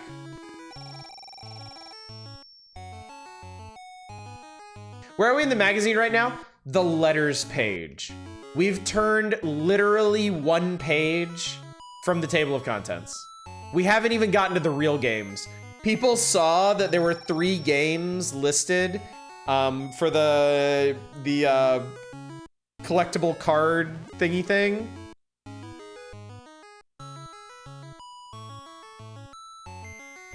Why did it turn blue? Oh, okay. Cool. Side effects are slightly grating. I wouldn't last long playing it. Neither will I. Neither will I. Remember playing this game on DOS? There's apparently something in this game that makes you turn blue and explode, and I don't know what's going on there. Post about it in the Discord. You saw what I picked up lately, right? Refresh my memory. Much better as a DOS game? Oh, I totally believe that. You ain't gotta convince me.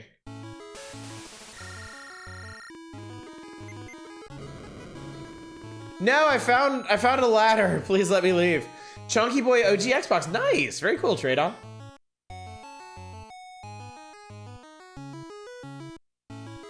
I have concerns that this game isn't going to end until time runs out, and I don't like that. I'm very unhappy about the prospect of that. No, I want you to go up. I think this just means this place has 2 floors.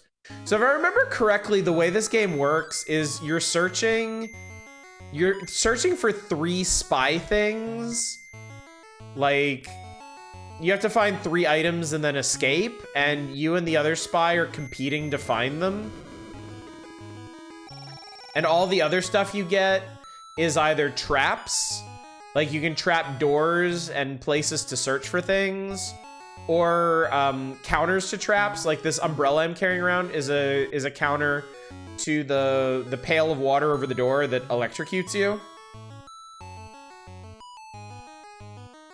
I think I had one of the things I needed to win earlier, but it's gone now.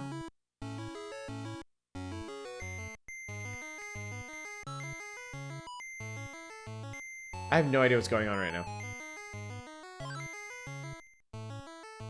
Apparently I heard people getting horny for Gray Spy from Spy vs. Spy. Apparently there's some drama lately. Are you fucking kidding me?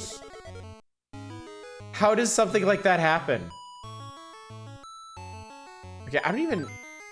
Okay, I got... What the hell even is this? I got tongs? Oh! You! Beat the shit out of you. I murdered him! I did it, chat, I murdered him. Okay, I consider that a victory. I'm calling that a win. Goodbye, Spivers. I couldn't take any more of those sound effects.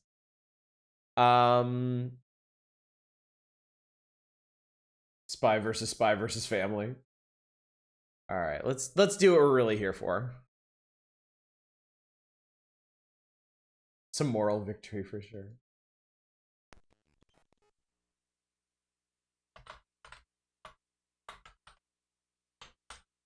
Let's put in Metal's story for this one. This is a cool ass game, chat, if you haven't seen it before. I just have to remember how the fuck this works. There we go. I can reverse gravity.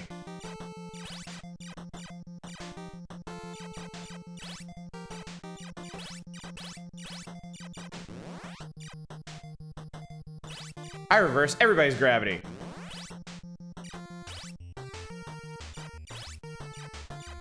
I really like this game's vibe. You should. It's basically giant mech action in a big mega structure with the ability to flip gravity. Turn up the jams. I can turn up the jams. Shit, hang on.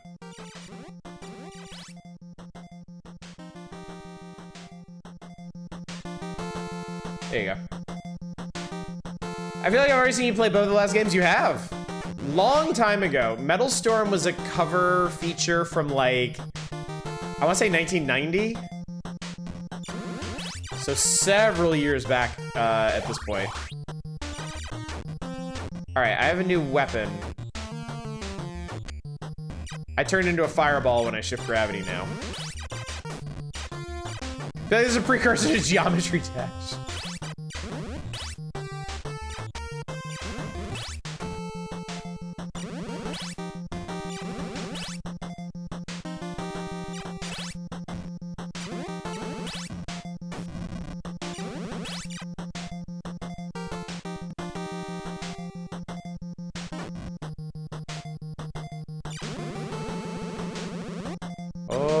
Champion.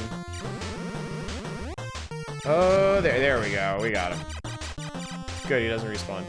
Gravity concept here is really fun. They go fucking nuts with it too.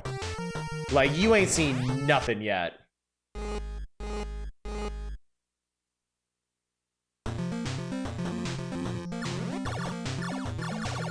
I think you can actually... Yeah, that's it. You can cheese this boss by ducking on... Yeah, there we go.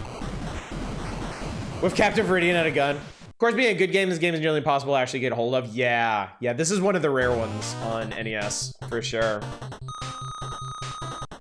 You have Metal Storm? I have access to Metal Storm. Let's leave it at that. The same family tree almost as Portal, like super early family tree? Actually kind of, yeah, because check this stage out.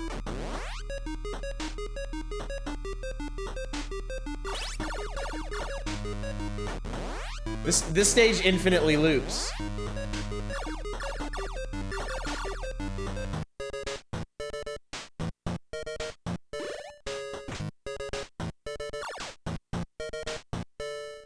You wish you had cheese like that by boss 3? Yeah, definitely. It's a great mental exercise. This game is super cool. This game does a lot of really clever stuff with its gimmick. I don't know if we'll get there, but if I get to the boss of stage 6, it's gonna blow your fucking mind.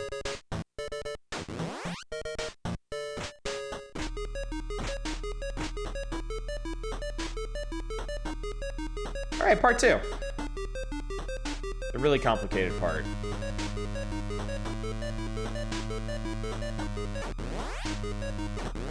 Because this one has shifting gates.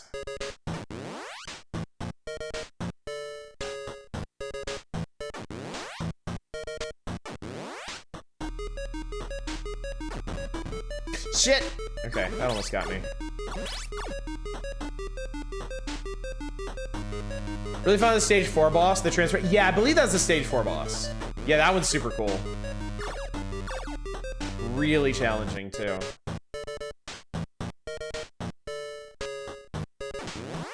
Yeah. Okay. I think you can just fall. Yeah, you can just fall infinitely here. It's pretty cool.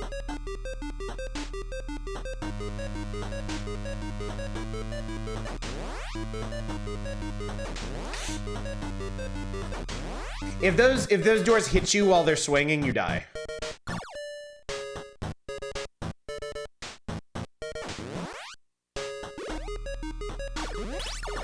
Shit. Okay.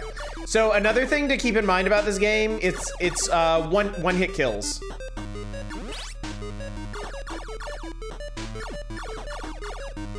If you pick up an A item that's armor, it gives you 1 extra hit.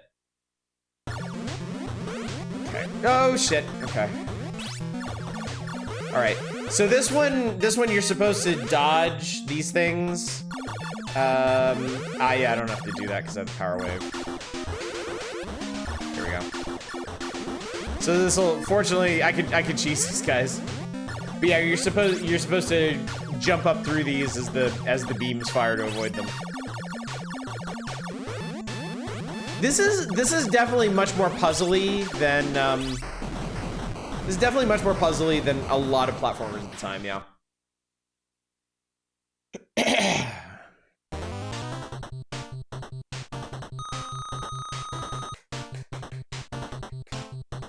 Cool to see how many gimmicks this game has that ended up being adapted to VVVVV. If only its generous checkpoint got backported this, yeah. This is not an easy game.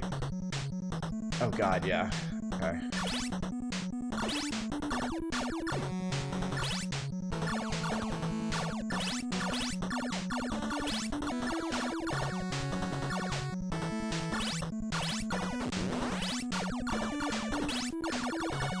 Do I want that? I don't think I wanted that. Oh yeah, because that's the fucking... Okay.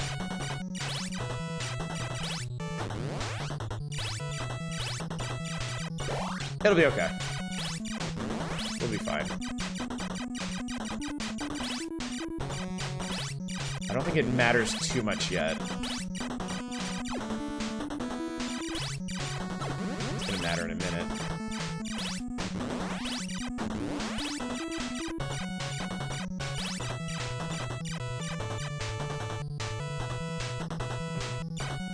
I think there's always a lot of games that share similar gimmicks, even though they aren't influenced by each other. Oh, okay, the shield is... Maybe I should have kept that.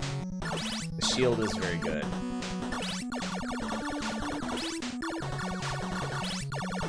Okay. Shit. Oh, that one's... I didn't realize that one was gravity controlled.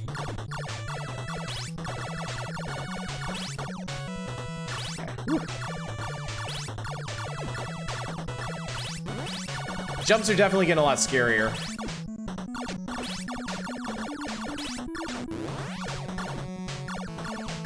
Oh, I don't think I want to be down here. Okay.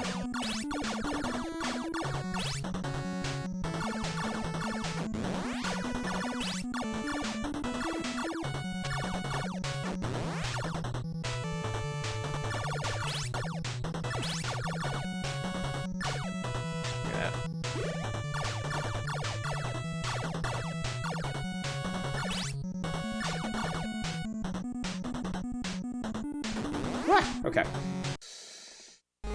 All right. Which boss is this? Oh, shit. Oh, okay. I can kill this thing really fast. Oh, my God. Shit. I flipped into a beam. I think I'm really gonna suffer without the... Oh, they let you keep the power wave, actually. That's pretty cool. That's really cool of them.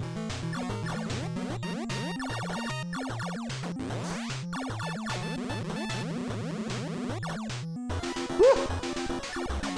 That made me nervous. Okay, that wasn't too bad. Death animation, this is great. This has fantastic animation, yeah. This is an extremely well animated game. Her Ranger X was another cool game. I don't remember that one. Don't think we've tried that one. I like it. I like it.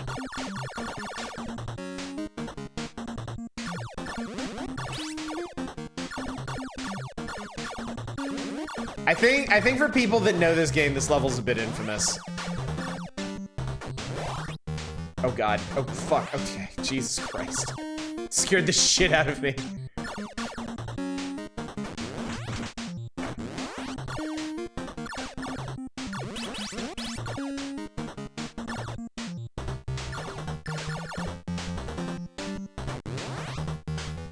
See why? Yeah.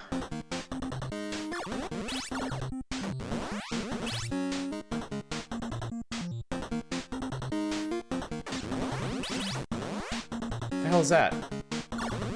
Oh God, they... Oh fuck. They regen. Okay. Sure, why not? Sounds good. Sounds good to me, buddy.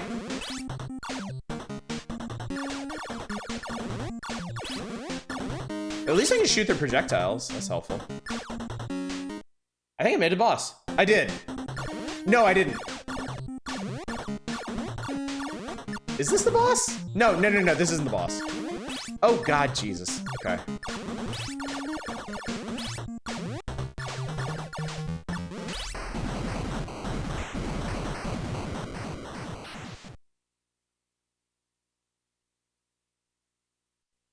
That's the mid-boss. That's right. This level has a mid-boss.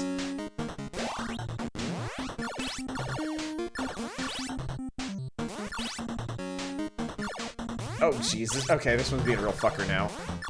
I probably... Shit. I probably should have taken the shield for this.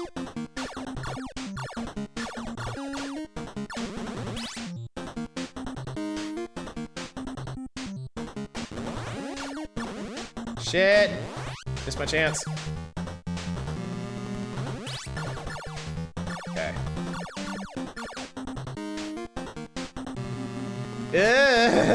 No, thank you.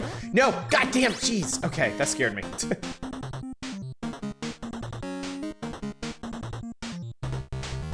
Shit. Okay. Ah! Freaked me out. Oh my God, I jumped into it. I forgot they arc like that. No. I like it. Yeah.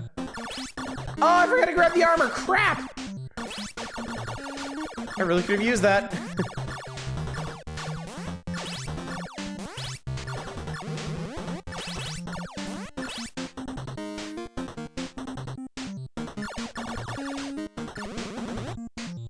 I really want to beat this level because level 5 is really cool. But this is also really hard. What happened last stream? Bad internets, which I mean, I want to say they're fixed now. Seems like it was a hardware issue. Seems like it was my router was screwing things up. So Spectrum replaced my hardware, and we seem to be in good shape now.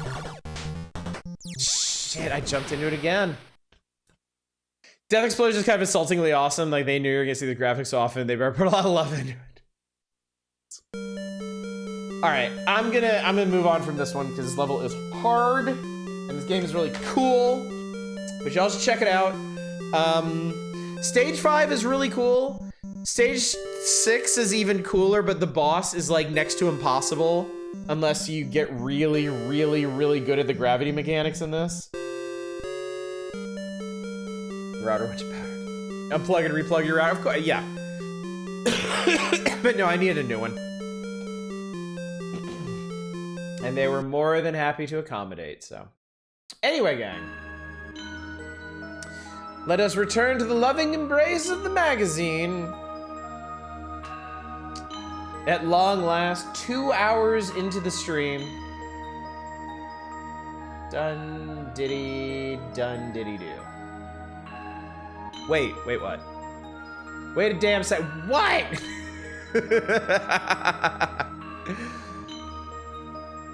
You thought you had an opening? You thought you had an opportunity? But yeah, y'all, I strongly suggest you check out Metal Storm if you thought that was cool. It is a really, really neat game. But White Knuckle scored was that one album of all Nintendo covers of Jellyfish. Nah, it's just Trickster. It's just Trickster doing the things that they do. Director that did a GBC virtual pet game seems really funny to me. When you raise a pet monkey, become a champion boxer, rescue your kidnapped sister. Called Monkey Puncher? Wow, that's no idea what this is from. The song is interesting. This song is from Romancing Saga 3, which we will get to eventually. We just have to play Romancing Saga 2 first, which may happen sooner than you think, chat. Who knows? Who can say, really? I could, but I won't. Moving on. All right, from giant mechs to giant mechs. Cybernator is 21st century metal, which I guess is... Hey, wait. Just wait a second. Hey, listen to me, okay? Which I guess is this century, but whatever. The 95th Brigade of the Mechanized Marines looking for a few good pilots. The mission is to crush the Axis forces in their strongholds in space and on Earth. The means is the Cybernator G5E, the most advanced mobile weapon system ever developed. Take on the Axis forces, 7 levels of non-stop action. Mission control aboard the marine vessel Versus keeps you updated, but you're really on your own. Cybernator will challenge power players by the variety of gameplay and blazing reaction speed required. There is no password, so you have to practice and perfect your techniques. This is a really cool game. This is a really challenging game. The big thing that attracted me to this is the level of detail. This has some absolutely excellent pixel art in it, some really good animation, and I'll show you down here in the bottom corner. This is also one of those early games that had incidental damage. Your gun does damage to pretty much any surface in this game. You could blow up a lot of the scenery in it. It also has a lot of little anime faces in it. It's a very anime game, as it turns out. Funny thing about the White Knuckle scoring album is a Jellyfish song commissioned by Nintendo and thus canon tells us Bowser as a kid sister that we have never seen. Oh, they're just waiting to pop that one out. Keeping that one in their back pocket for now, because they know people are gonna go really weird over her. Also, rhythm game. Apparently, you can play matchmaker with your pets so they can go out on dates. This is related to Lanos. I don't know what Lanos is, so I couldn't tell you. This is a Konami joint. So if that, I don't know if that helps narrow things down for you or not.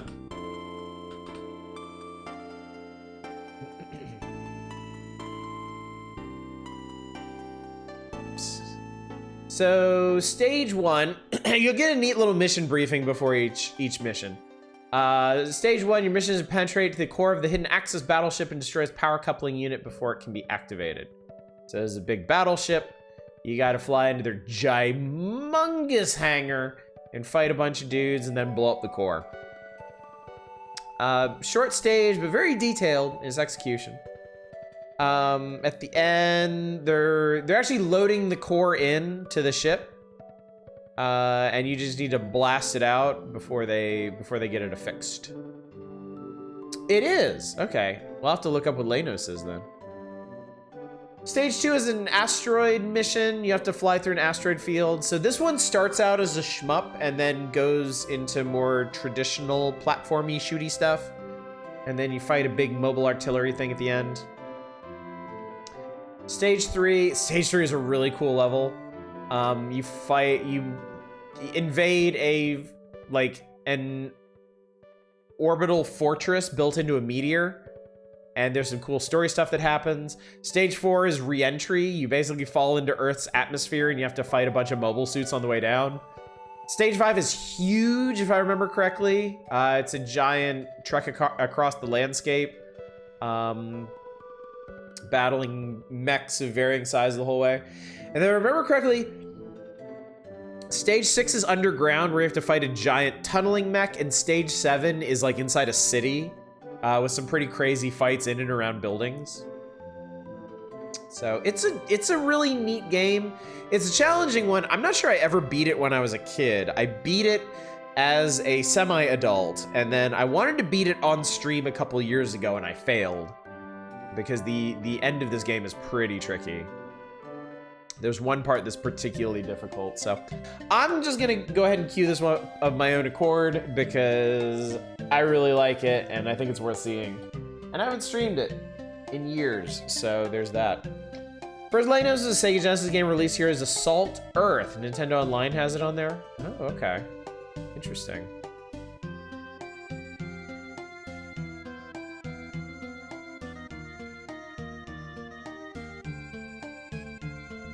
Hang on, are we having a problem here?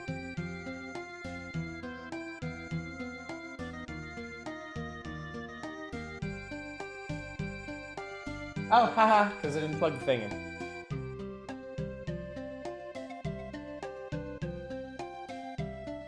I would love to have some kind of complicated multi-tap HDMI setup with all of my little consoles connected, and I could just flip through them with the touch of a button. Thing is, I had one of those in college, and it really, really hurt the graphical fidelity.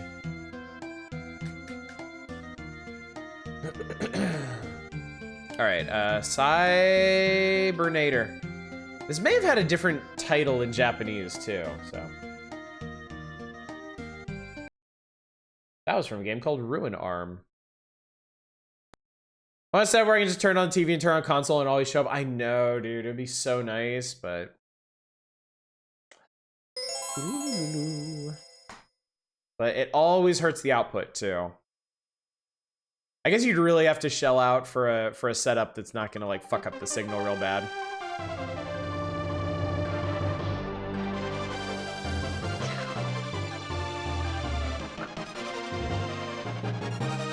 I feel like there's another game on Super Nintendo that starts with almost the same sounding fanfare, and I can't remember it. Does it have any interesting options? Or is it just buttons? Look at those fine anime folk. Name entry. Put my name in? Put my name in? Japanese title is Assault Suit Vulcan. Okay. Oh, whatever. Okay. We'll start the game. It's fine. The job of destroying the enemy battlecraft was assigned to our platoon. The plan was to use the Versus battlecraft to force our way into the colony and to destroy the ship's engine block. The plan was a dangerous one, and we knew that some of us would not return. Let's do it. So that's the Versus. This ship will break into the enemy colony. Our goal is the battlecraft under construction there. After penetration, deploy the assault suits. Quick note. I believe the Japanese version of this game, you actually get anime portraits to the left of their dialogue. In this game, they don't do that.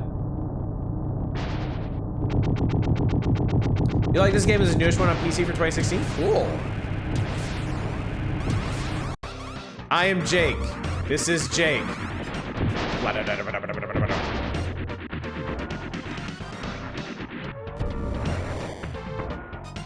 Okay, so there's a lot going on here that I think I should mention. One, we are really both finely and adorably animated.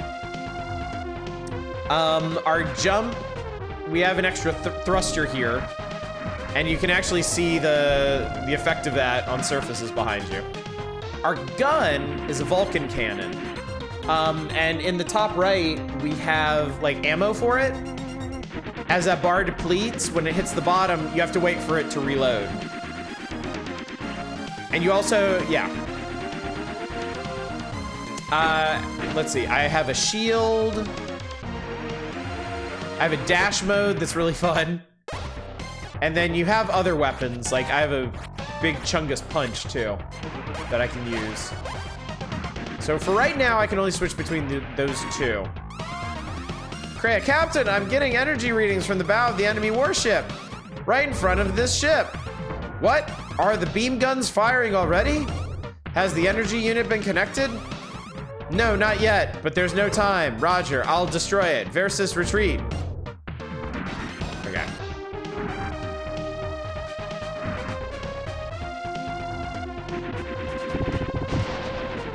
Yeah, you got chonky mechs, you got chonky explosions, you got chonky everything in this.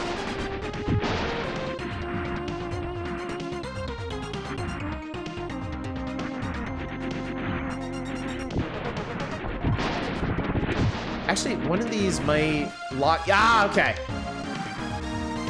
Okay, left button locks your. Left button locks your gun in place, so you can move and maintain the angle you're firing at. Punch the shit out of that guy.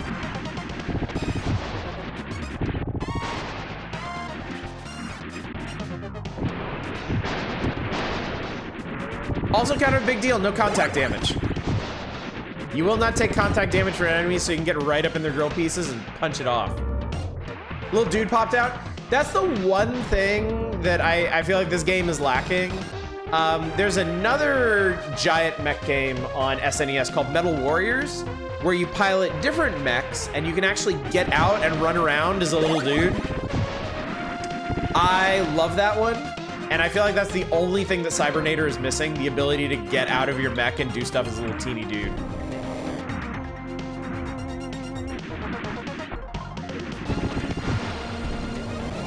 That's not.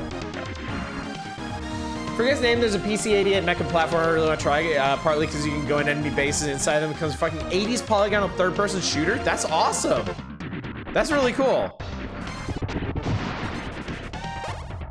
So I'm gonna make sure I fight all these guys because some of them, like, power packs drop out of some of them. And you can see, when we started, there was the number 4 next to our Vulcan cannon. Now it's down to 1. Every power chip you get reduces that number by 1. And when it hits 0, it upgrades your weapon. That's health.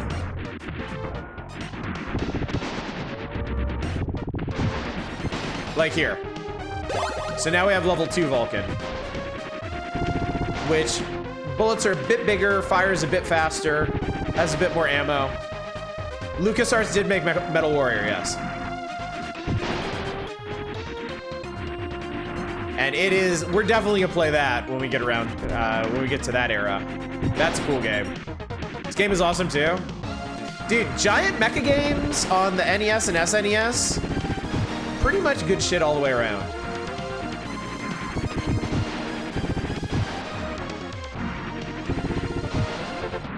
I like it. Me too, buds. Me too.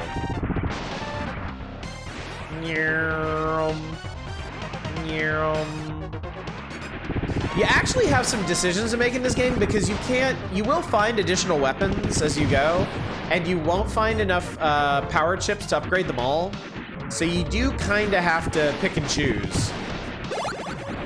I mean, I could actually be upgrading my punch right now if I wanted. I don't, but I could.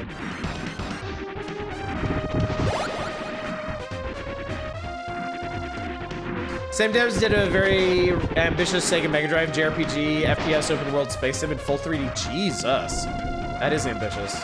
For the PC-88, that's like unthinkable to me. All right, here we go. This is Jake. I have found the energy unit. Roger, destroy it immediately. That's an order. All right, so this is it.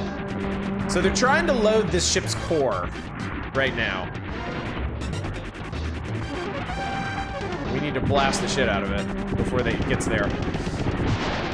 So this boss is on a timer. You need to destroy it before it gets into the ship or you fail the mission.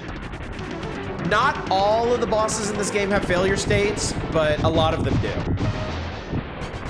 And that punches right through the base. We land on the Versus. Condition green. Full speed ahead. Rip to those other guys that got sent in, I guess. Enemy manufacture of heavy artillery was very active. Ore mined from the moon was sent into satellite orbit, where it was processed. After destroying the enemy spaceship, we headed to the satellite orbit, rife with floating asteroids, to destroy their ore processing facilities.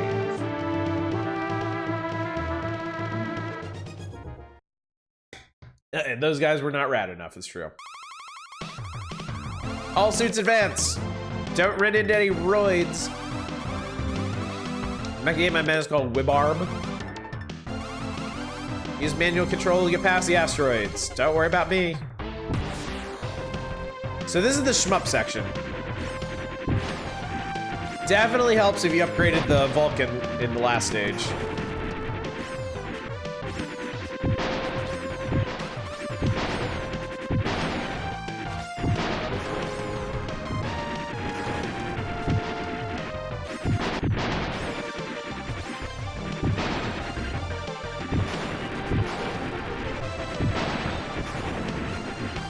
Still nostalgic for this 80s sci-fi. I know what you mean, dude. I know what you mean.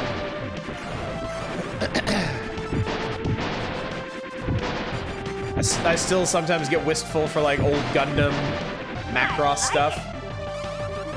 I've arrived at the checkpoint. Boosters away. Roger, advance with care. Okay, so this is a 0G level, which means I can control my upward and downward momentum just by tapping up and down. It's pretty wide level too.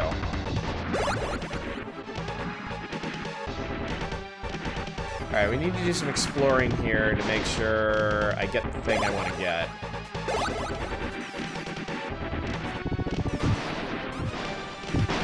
Those discs are mines, which I'm pretty sure y'all could surmise.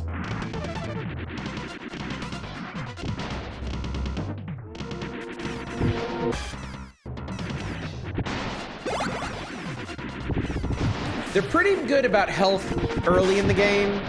Later on, it definitely becomes more of an issue. There we go. W. W is a new weapon. And if you miss these, you miss out on those weapons. The one in this one is missiles. So now we have missiles, which are quite powerful, but dumbfired. I believe if you get the first upgrade for missiles, they get a homing feature.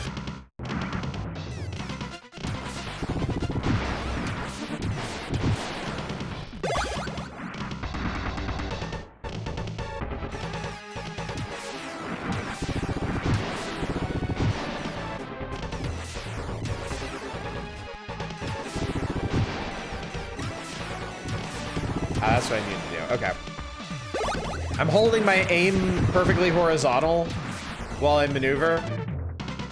Makes this a lot easier.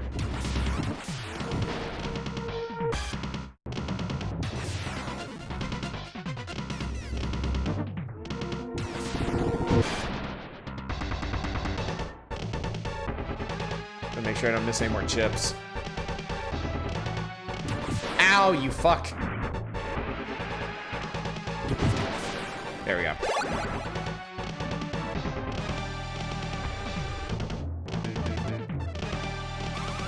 All right, that's it, huh? What's that?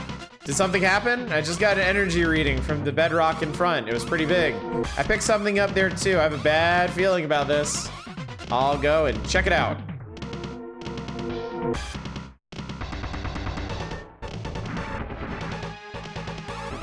Mobile artillery! And here's your boss.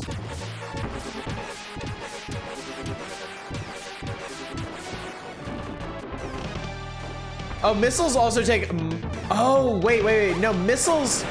I forgot about that. Missiles actually have limited ammunition. Shit. I'm definitely picking that up. I'm not missing that. I'm missing out on power chip. That's right. I forgot about that. Vulcan has unlimited ammo, missiles don't. So while you definitely want to upgrade missiles at least once, but I'm not sure you really want to take them much further than that. Destroyed the enemy's mobile artillery. Good job, mission accomplished. Return home.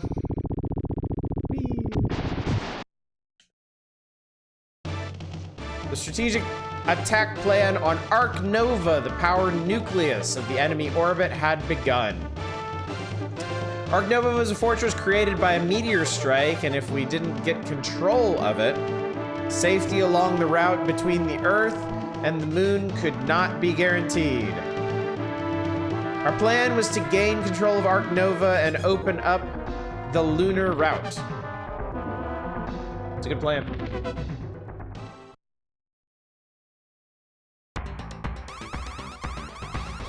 All ships prepare to advance. Penetrate Arc Nova as planned and destroy the base from inside. Versus will approach as close as possible, but the enemy fire is strong, so take full precautions. How does a meteor impact create a base? I think the idea is it might be a mistranslation. It might just be an asteroid that got caught in orbit. Jake, search the understructure for a way inside Arc Nova. Okay, got it. I'm gonna stay up here for a second. So these tanks can be destroyed to pretty great effect.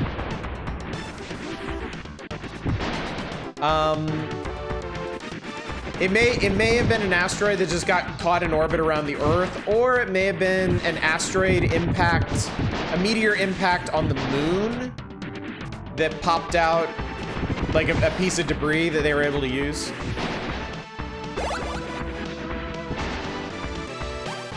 All right, I do want to upgrade my missiles once. It is worth. Oh shit! I forgot about these weird ass cannons. I hate these. I shouldn't even be down here. Oh no, I think I have to be. I think I have to blow. Fortunately, you don't take damage from explosions like that, so you can just tunnel through big explosive things like that. Pretty great. I think we need to go deeper.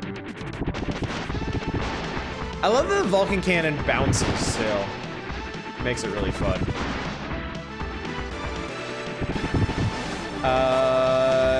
There we go. Yep. Upgraded missile has seeking capabilities, so we'll leave it at that.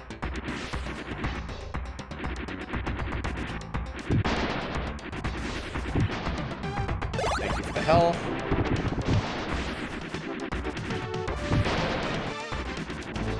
Blow up more of these tanks because it's really fun.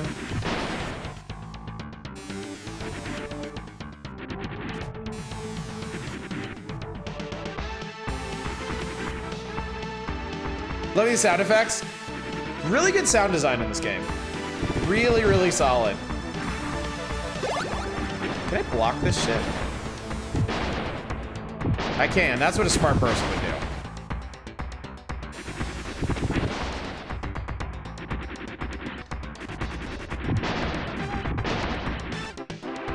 That's what middle school me was not patient or smart enough to figure out.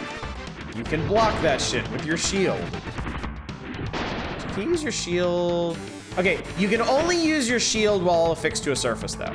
You can't use it while flying. So that's important, at least.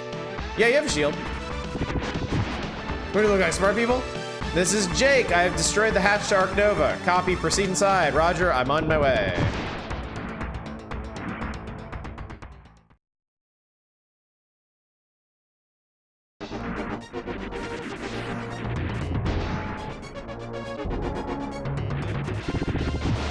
Okay, in this one, the tiny people attack you, and I think that's great. I love that.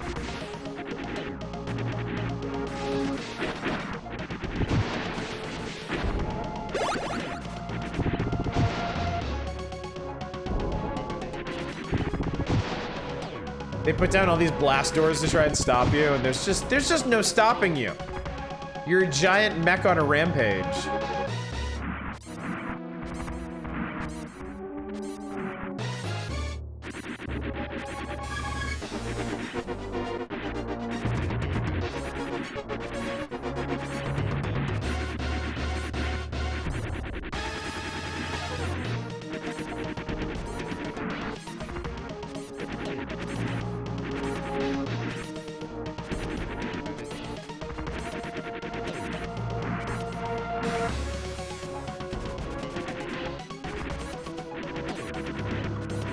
Also, I don't know if you noticed, but because we're in 0G now, the shell casings for the Vulcan cannon just go everywhere. This really is one of those neat games where aesthetically, I feel like they just thought of everything. Like there's so much just incredible detail work in this game.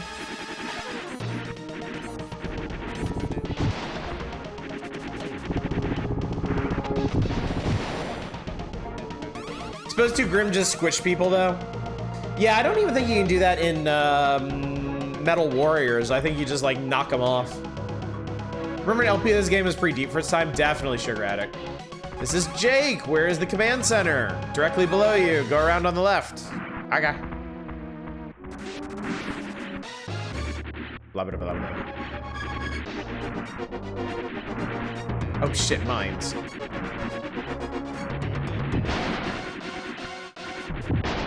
Very cool detail how the mech game's bad guy faction actually include humans instead of just being aliens or generic robots. Yeah, I remember this game had like a pretty neat story to it, like a very Gundam-y story. Where there's sort of like the Federation and the Resistance. Rebels. I think I get something if I go across here. Yeah, I get something. I get a bunch of fucking mines in the face. All right, Vulcan has been completely powered up. This is as good as the Vulcan cannon gets. Ow. All right, didn't notice those mines. So any more P chips I get, I should switch over to missiles and upgrade them just because I can. Don't spoil anything, this game does have multiple endings. You know, I've beaten this game before. I didn't realize it had multiple endings. That's actually really cool. So this is the command center. This is actually like the consoles and stuff these guys are on. And then there's their commander. All personnel evacuate. As planned, we will drop the base to Earth. Proceed immediately with Granbia's preparations. I will conduct the raid. What? Drop the base to Earth? They're crazy. It's a very Gundam game. Yeah, this is Gundam. Colony drops and all.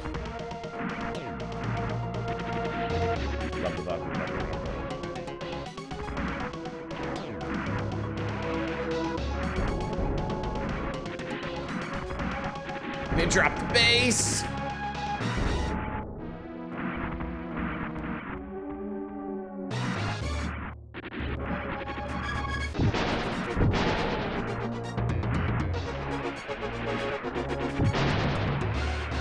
Yeah. Everyone listen up. The enemy has started the engines to send Arc Nova hurtling towards the Earth. Change the attack target to the main engines located on the top of Arc Nova. Repeat, all ships set your targets for the engine located in the upper part of Arc Nova.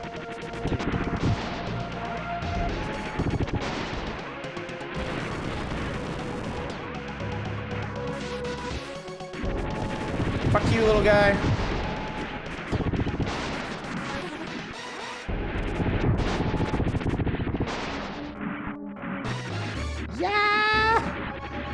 Ow. I thought maybe I could get under that one.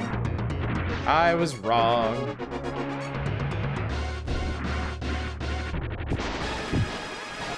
Ah, shit. I didn't mean to do that. And I got bombed for it.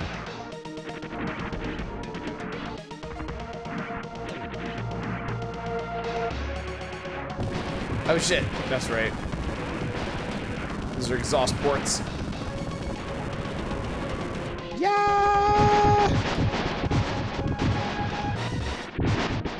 Give me that health. It's not that hot down here.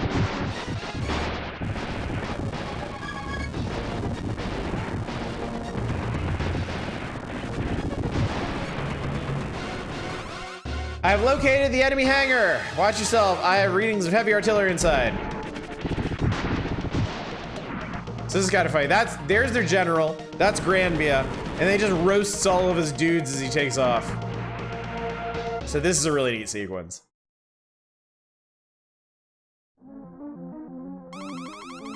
You cannot stop Granbia. Drop the base on the Earth. You want to involve civilians, do you? It's better than using a nuclear bomb. Here I go. So this guy will fight you during the sequence, but you don't have to kill him. What you have to do is you have to find the thrusters for the base and blow them up. 2 minutes left until impact. Concentrate attack on the main engine.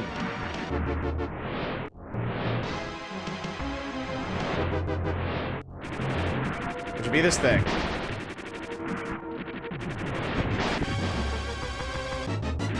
I think I prefer the nuke.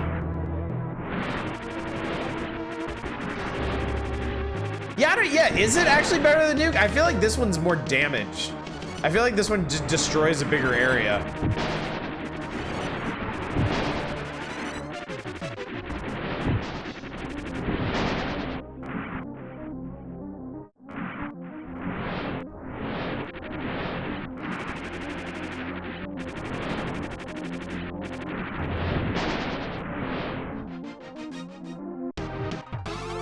Mission complete! Arc Nova's main engine destroyed.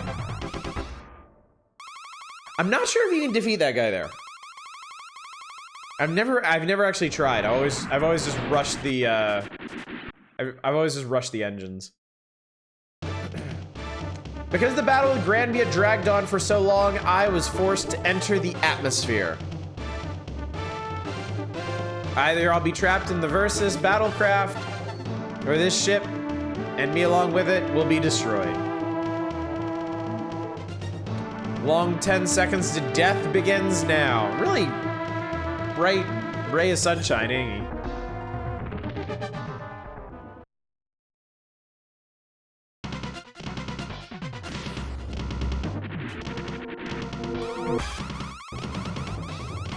So some guy named Beldark says, follow it as close to the atmosphere as you can. Roger.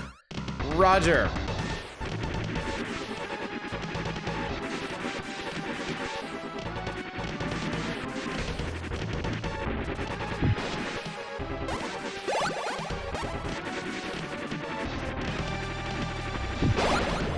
So basically, these guys and their pea shooters are trying to kill us on the way down.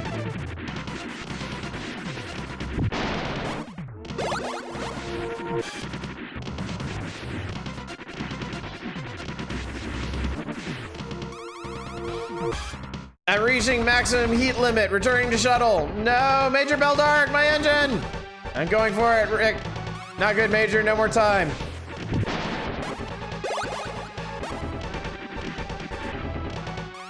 What happened?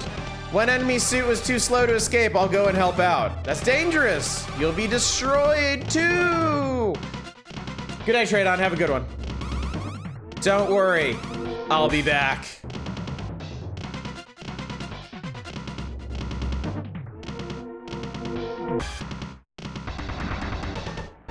So for some reason we save that guy. It really is just Gundam. It totally is.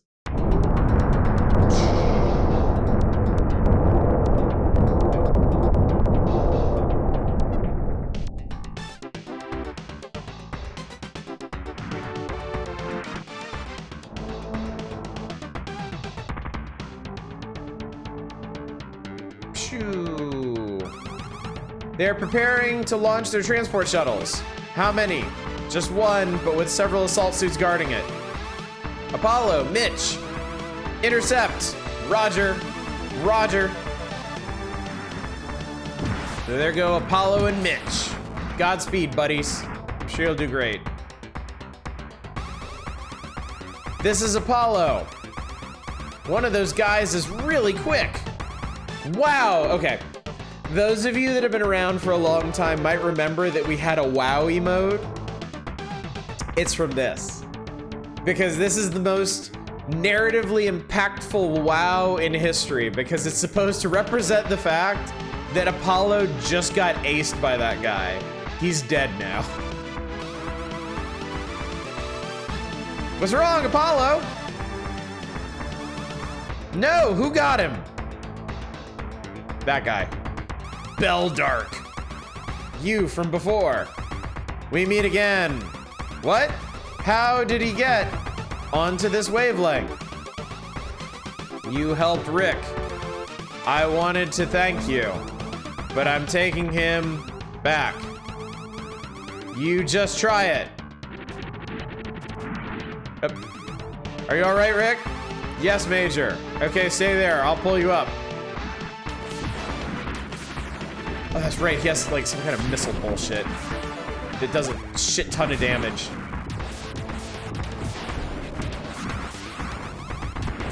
Jake, yeah, I know. Jake's suit's fucking falling apart here. I'm super almost dead. Thanks, Kreia. Big fucking help.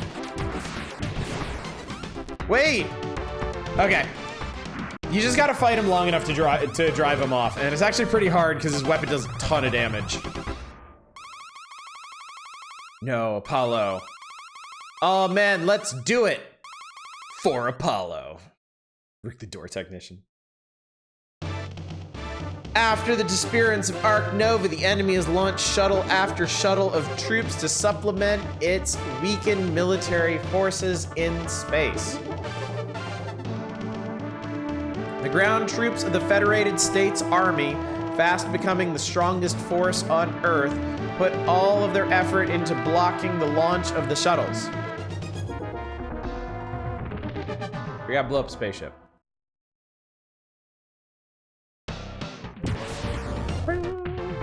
So we got another shmup section here.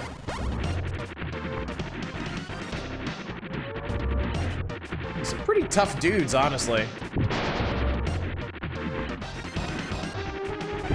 There we go. Just need to really focus that fire. Boom! And then we land right in the middle of a war zone.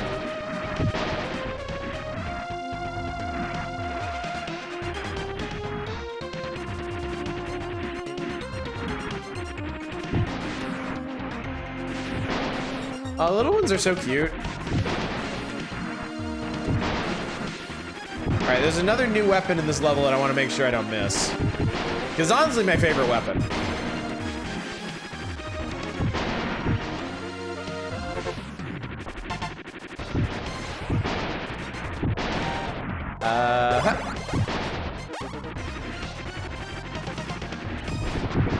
Yeah, I actually might have been wrong. It might be possible to power up all your weapons.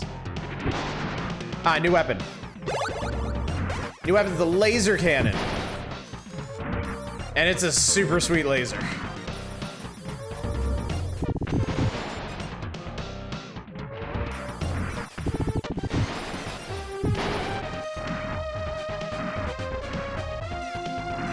Actually, no, I don't think I want to be down here. I think I want to be up there.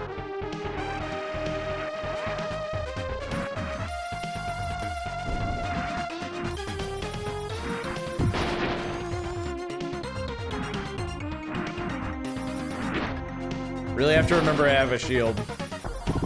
Really need to remember that. But yeah, the piercing aspect of the laser is so helpful and so fun.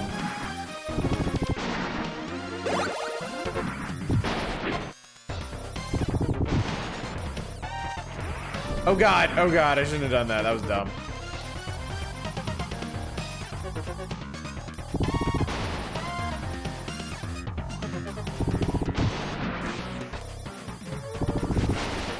Get your ass down here. Little thing. The strongest flashlight.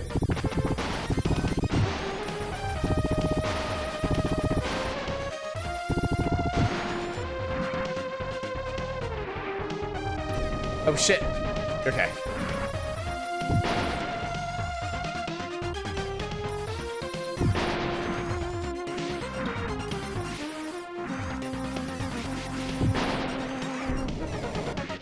Oh, I want to be up there.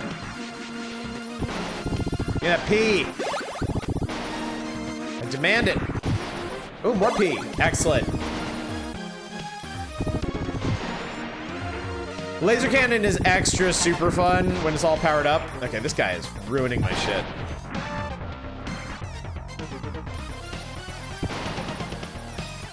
I need H. H for help.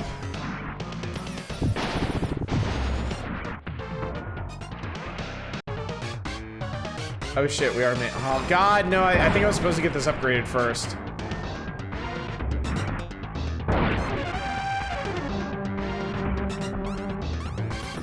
Oh, no, wait, this is the boss. Or, no, this is the mid-boss. This isn't the real boss, it's the mid-boss.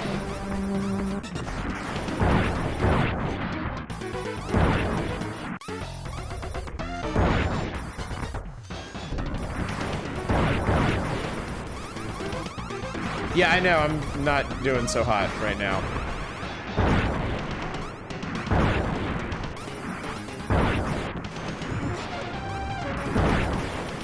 Yeah, believe me, Gray, I know.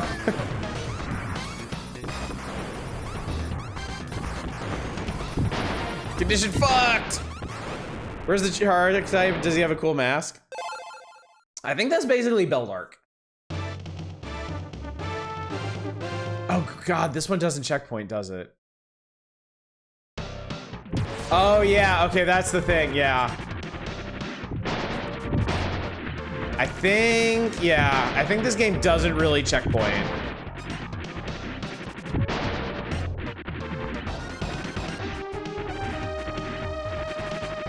So I'll give it one more try.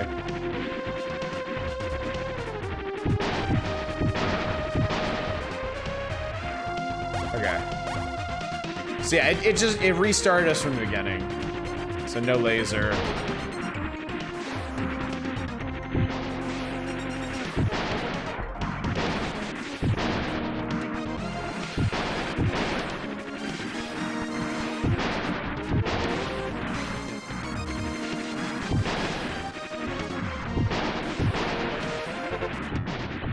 If I ever play this again, I'm gonna play the Japanese version so we get the anime portraits too.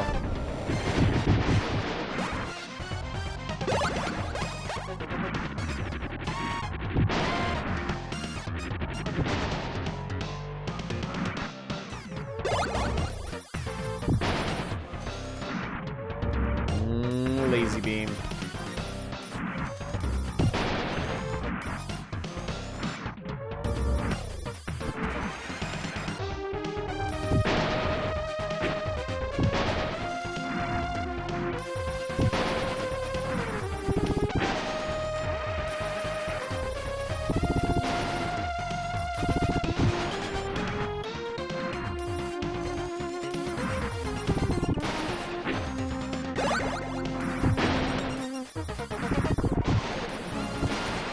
Whoa, I did that again.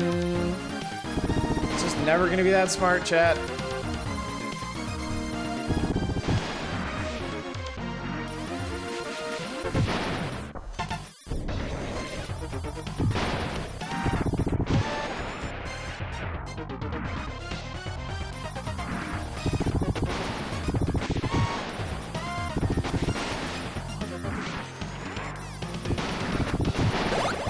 Okay, I need one more power chip, like real bad, real bad. I think if I had level 2 laser, this would be a lot easier to handle. Aha! There we go. Now we got Big Chungus beam. This is what we needed, chat. This is what was missing from our lives.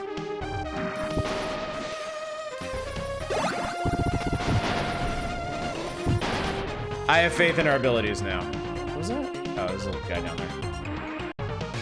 All right, we got it. We got it. We got it. Everything's gonna be fine.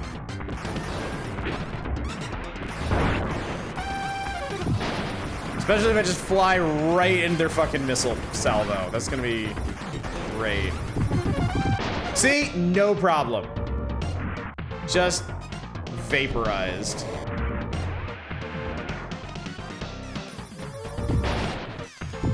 Oh, I forgot. Those things still drop their bombs, even after you shoot them down. Lol. Lamau. Oh, God.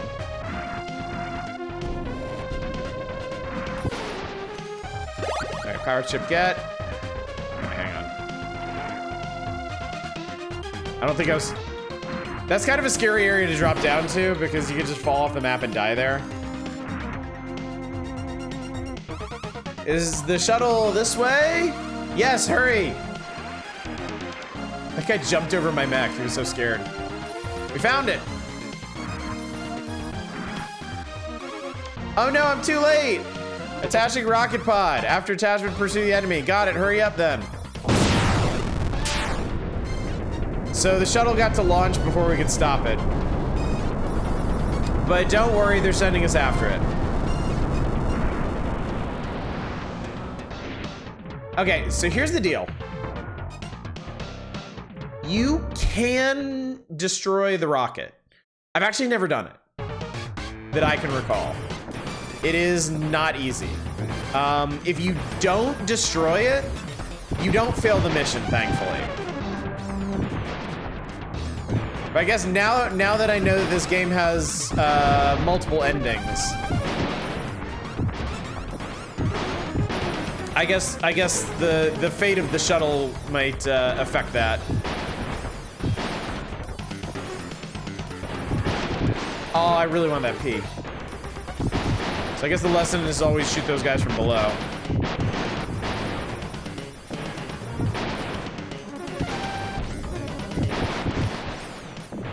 Did I get that? I couldn't even tell. Ah, I'm fucked. All right, let me see if it lets me continue from that fight. If it does, I'll keep going. If it doesn't, okay, it does. Cool.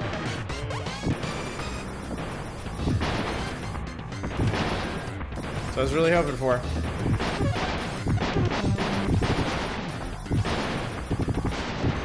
Man, it is impossible to catch those peas.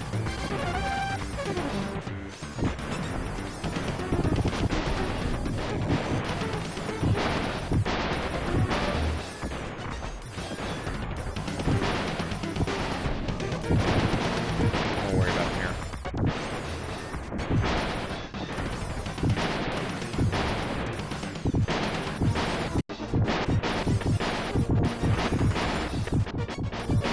These guys would just fuck off. This would be so much easier.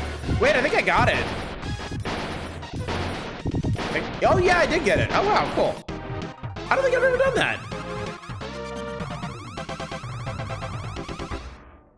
Everyone report back. 2 Versus. Freya? What? We've got to end this war for Apollo. Dude really had a boner for Apollo. While the enemy's military was weak, the Federated States Army put into action its final strategy to take control of the enemy capital. Operation Soldier Soul. While battle divisions closed in on the enemy capital from all directions, Versus headed for the enemy anti-aircraft military base located halfway up the Alps. So I guess we're in Europe?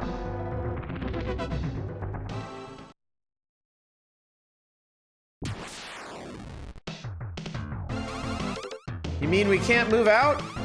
That's right. If we don't reach the rendezvous point in 6 hours, we won't be able to join in the Soldier Soul plan. To get there, we have to get over this mountain.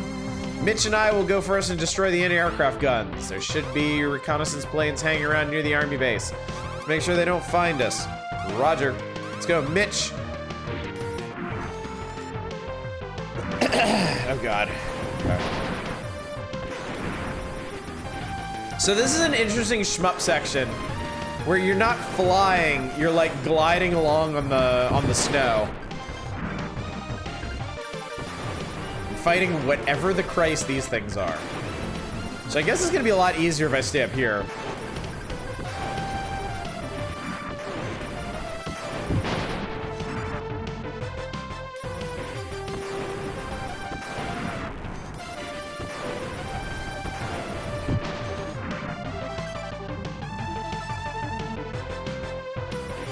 Ah, shit. I jumped into his shot like a moron.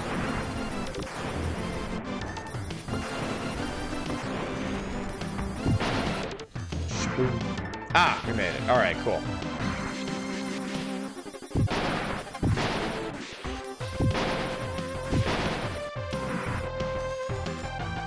A lot of those little guys.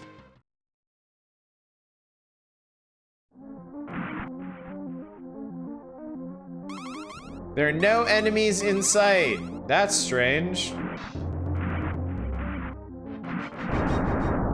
Oh God, okay. Yeah, there's this thing. Oh, and for some reason, they don't let you use your laser in here. Never figured that out.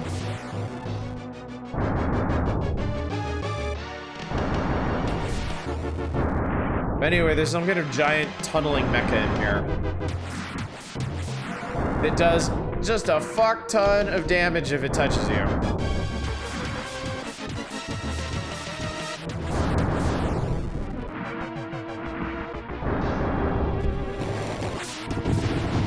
Okay, I got him. God, I hate that thing.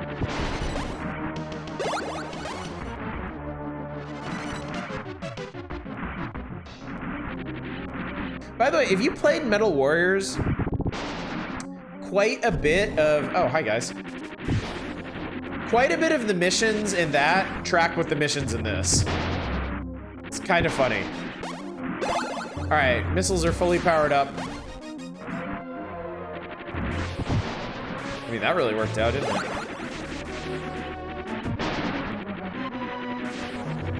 Actually, you can't even switch to punch, I just realized.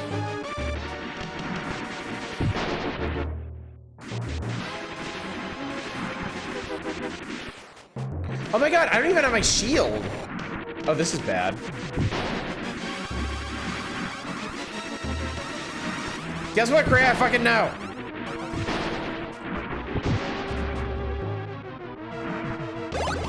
I've got the same health indicator you're seeing. They're tunneling through the Alps. These bastards. Whoa! I almost just killed myself. And I celebrate by stepping on a mine. Why don't they let you have, like, half your stuff in here? I don't get that.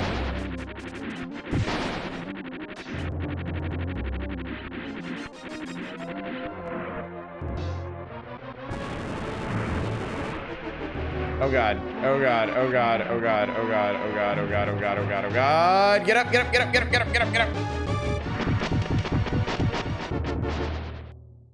Shield laser froze, I don't know.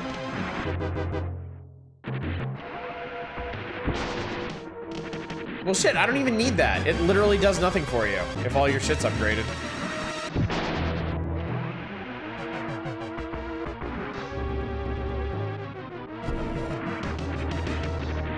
Can I leave yet? Get out of here.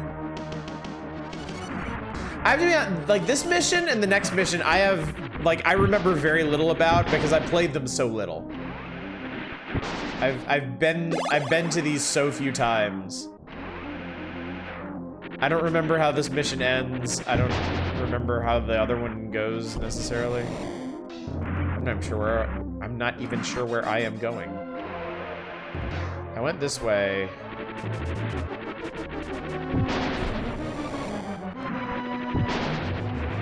Shit! Oh god. Okay, so it's this way. If you double tap, that engages your dash as well. So gotta be careful of that.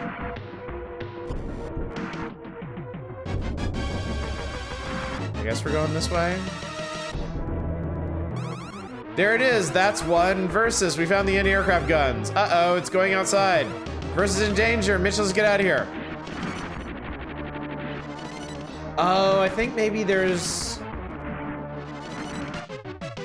a battle out here to take out the guns? Oh, I think, yeah. Yeah, we gotta destroy all these.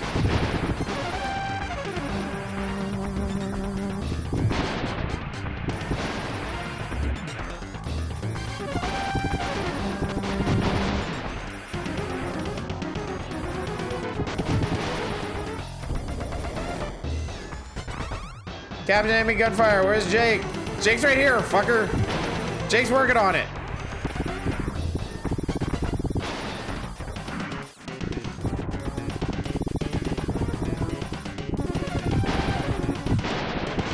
Okay, I think I might have missed some back here.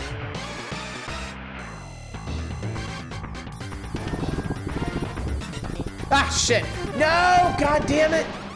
That thing does so much damage if it touches you. All right. Well, we've come this far. Can't stop now.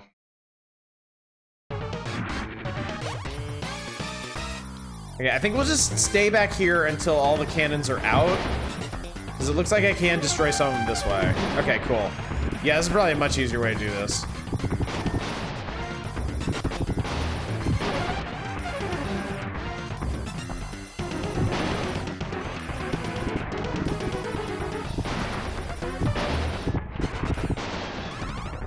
Yeah. Jake is right here. Jake can hear you when you talk about him like that.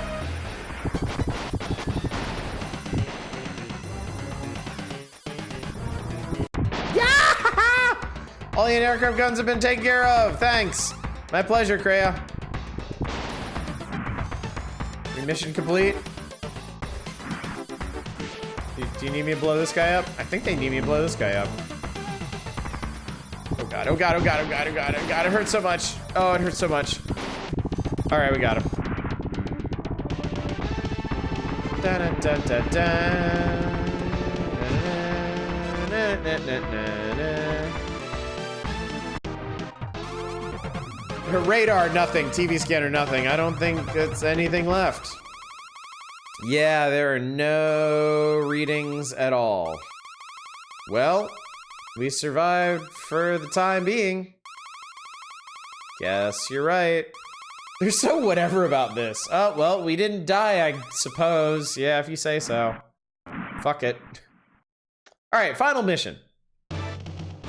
After joining the other platoons, we were ordered to take over the National Assembly building at the center of the enemy capital.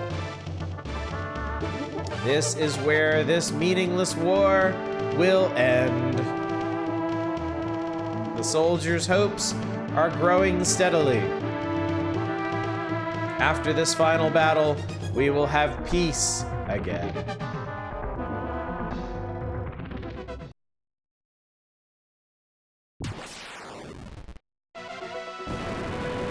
I assume that's the final ride of the Versus. This thing looks like shit. Finally. Uh-oh. Everyone listen up. We've gotten this far, and here's where the war is going to end for sure. Now I have but one command to give you guys. Win! All ships proceed to the National Assembly building. Good luck. Yes, sir. And remember, all I do is win, win, win. No matter what. Yes, thank you, Captain. This level has its own unique music, and I think it's pretty good, honestly.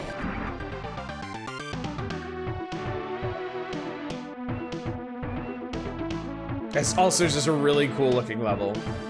Like, architecturally, it's very, very simple. Like, it's basically just a straight shot to the National Assembly building, but from what I recall. But just the look and feel of it, I think, are great.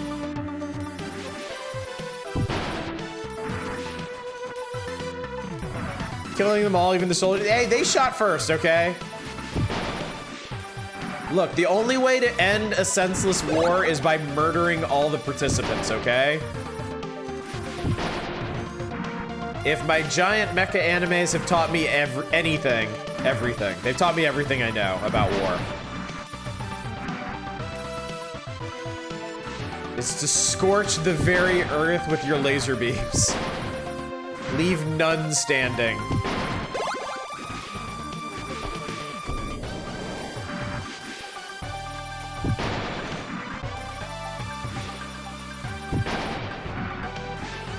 Man, I really hope I can max out my laser.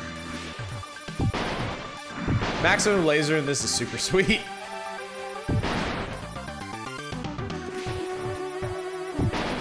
Oh, it's looking good. 2 more.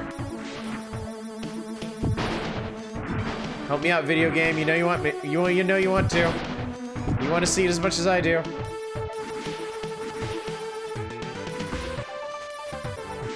They're even using technicals at you. Oh god, I'm getting fucked up.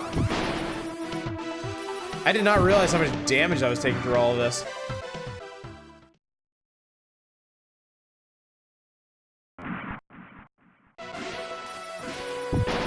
Alright, well, we made it to the Triumphal Arch. God damn, dude.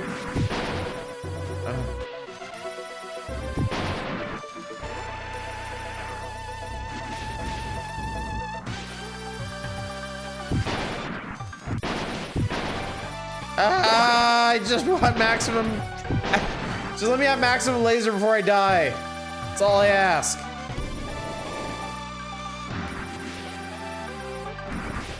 I just want maximum laser.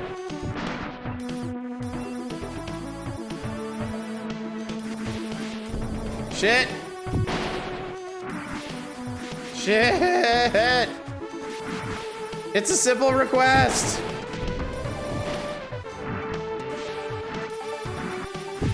Oh my god. No! And that's game over. I died on the same screen as my final laser power-up. Aww. And he didn't remember. It's true, I didn't. Oh well. Well, maybe we'll come back and beat Cybernator another night, chat. Maybe our story here is yet to be written. Maybe we'll beat the Japanese version. Laser more like loser. Anyway, that was Cybernator. I love Cybernator. Cybernator's hard. I'm not very good at it. I forget that I have a shield the worst possible times, but it's a really cool game. Hopefully you enjoyed it, and hopefully you enjoyed the power hours tonight. Our completely spotlessly streamed power hours tonight. We did good, chat. We made it through the letters page and one game. One game. But you know what? I'm proud of us. I'm proud of you, and I'm proud of me. But it is quitting time. I need to get some rest. I'm going to the office tomorrow, and there's gonna be a big weekend, so. Good mecha games and nothing else. There were some good mecha games tonight, weren't there? And there's gonna be more in the future, believe you me. We got Metal Warriors to look forward to. We got Metal Marines to look forward to. There's a giant mecha strategy game on the horizon. Lots of good stuff coming up, so. But just as a reminder, tomorrow night we're doing a spoopy variety night. I'm gonna be playing Wretched Depths. Full playthrough because it's a free indie horror game. If we have time, I'll queue up something else spoopy for tomorrow night.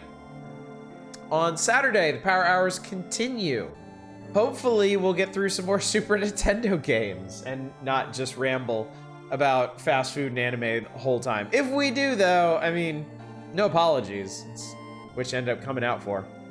No stream on Sunday, and then on Monday, back to Quest for Glory. I am legit heartbroken that we didn't get to do Quest for Glory last night. I was really looking forward to that. I was even figuring some shit out when the internet died, so I'm gonna try and engrave that upon my soul so I don't forget. But we'll definitely finish Quest for Glory next week and start something else, I guess, or do some variety stuff. I don't know. I ain't committing to anything too far ahead of time, but. With that said, chat, let's go find somebody to raid. Go see who's up and about. Who's bright-eyed and bushy-tailed at midnight on the West Coast. How's about, what if... Alright, well here's one for us. Let's go hang out with Queen Dino Baby. They are playing V-Rising, which I've never actually seen any of. I don't actually know anything about V-Rising. I've always been kind of curious about it, so let's go see them.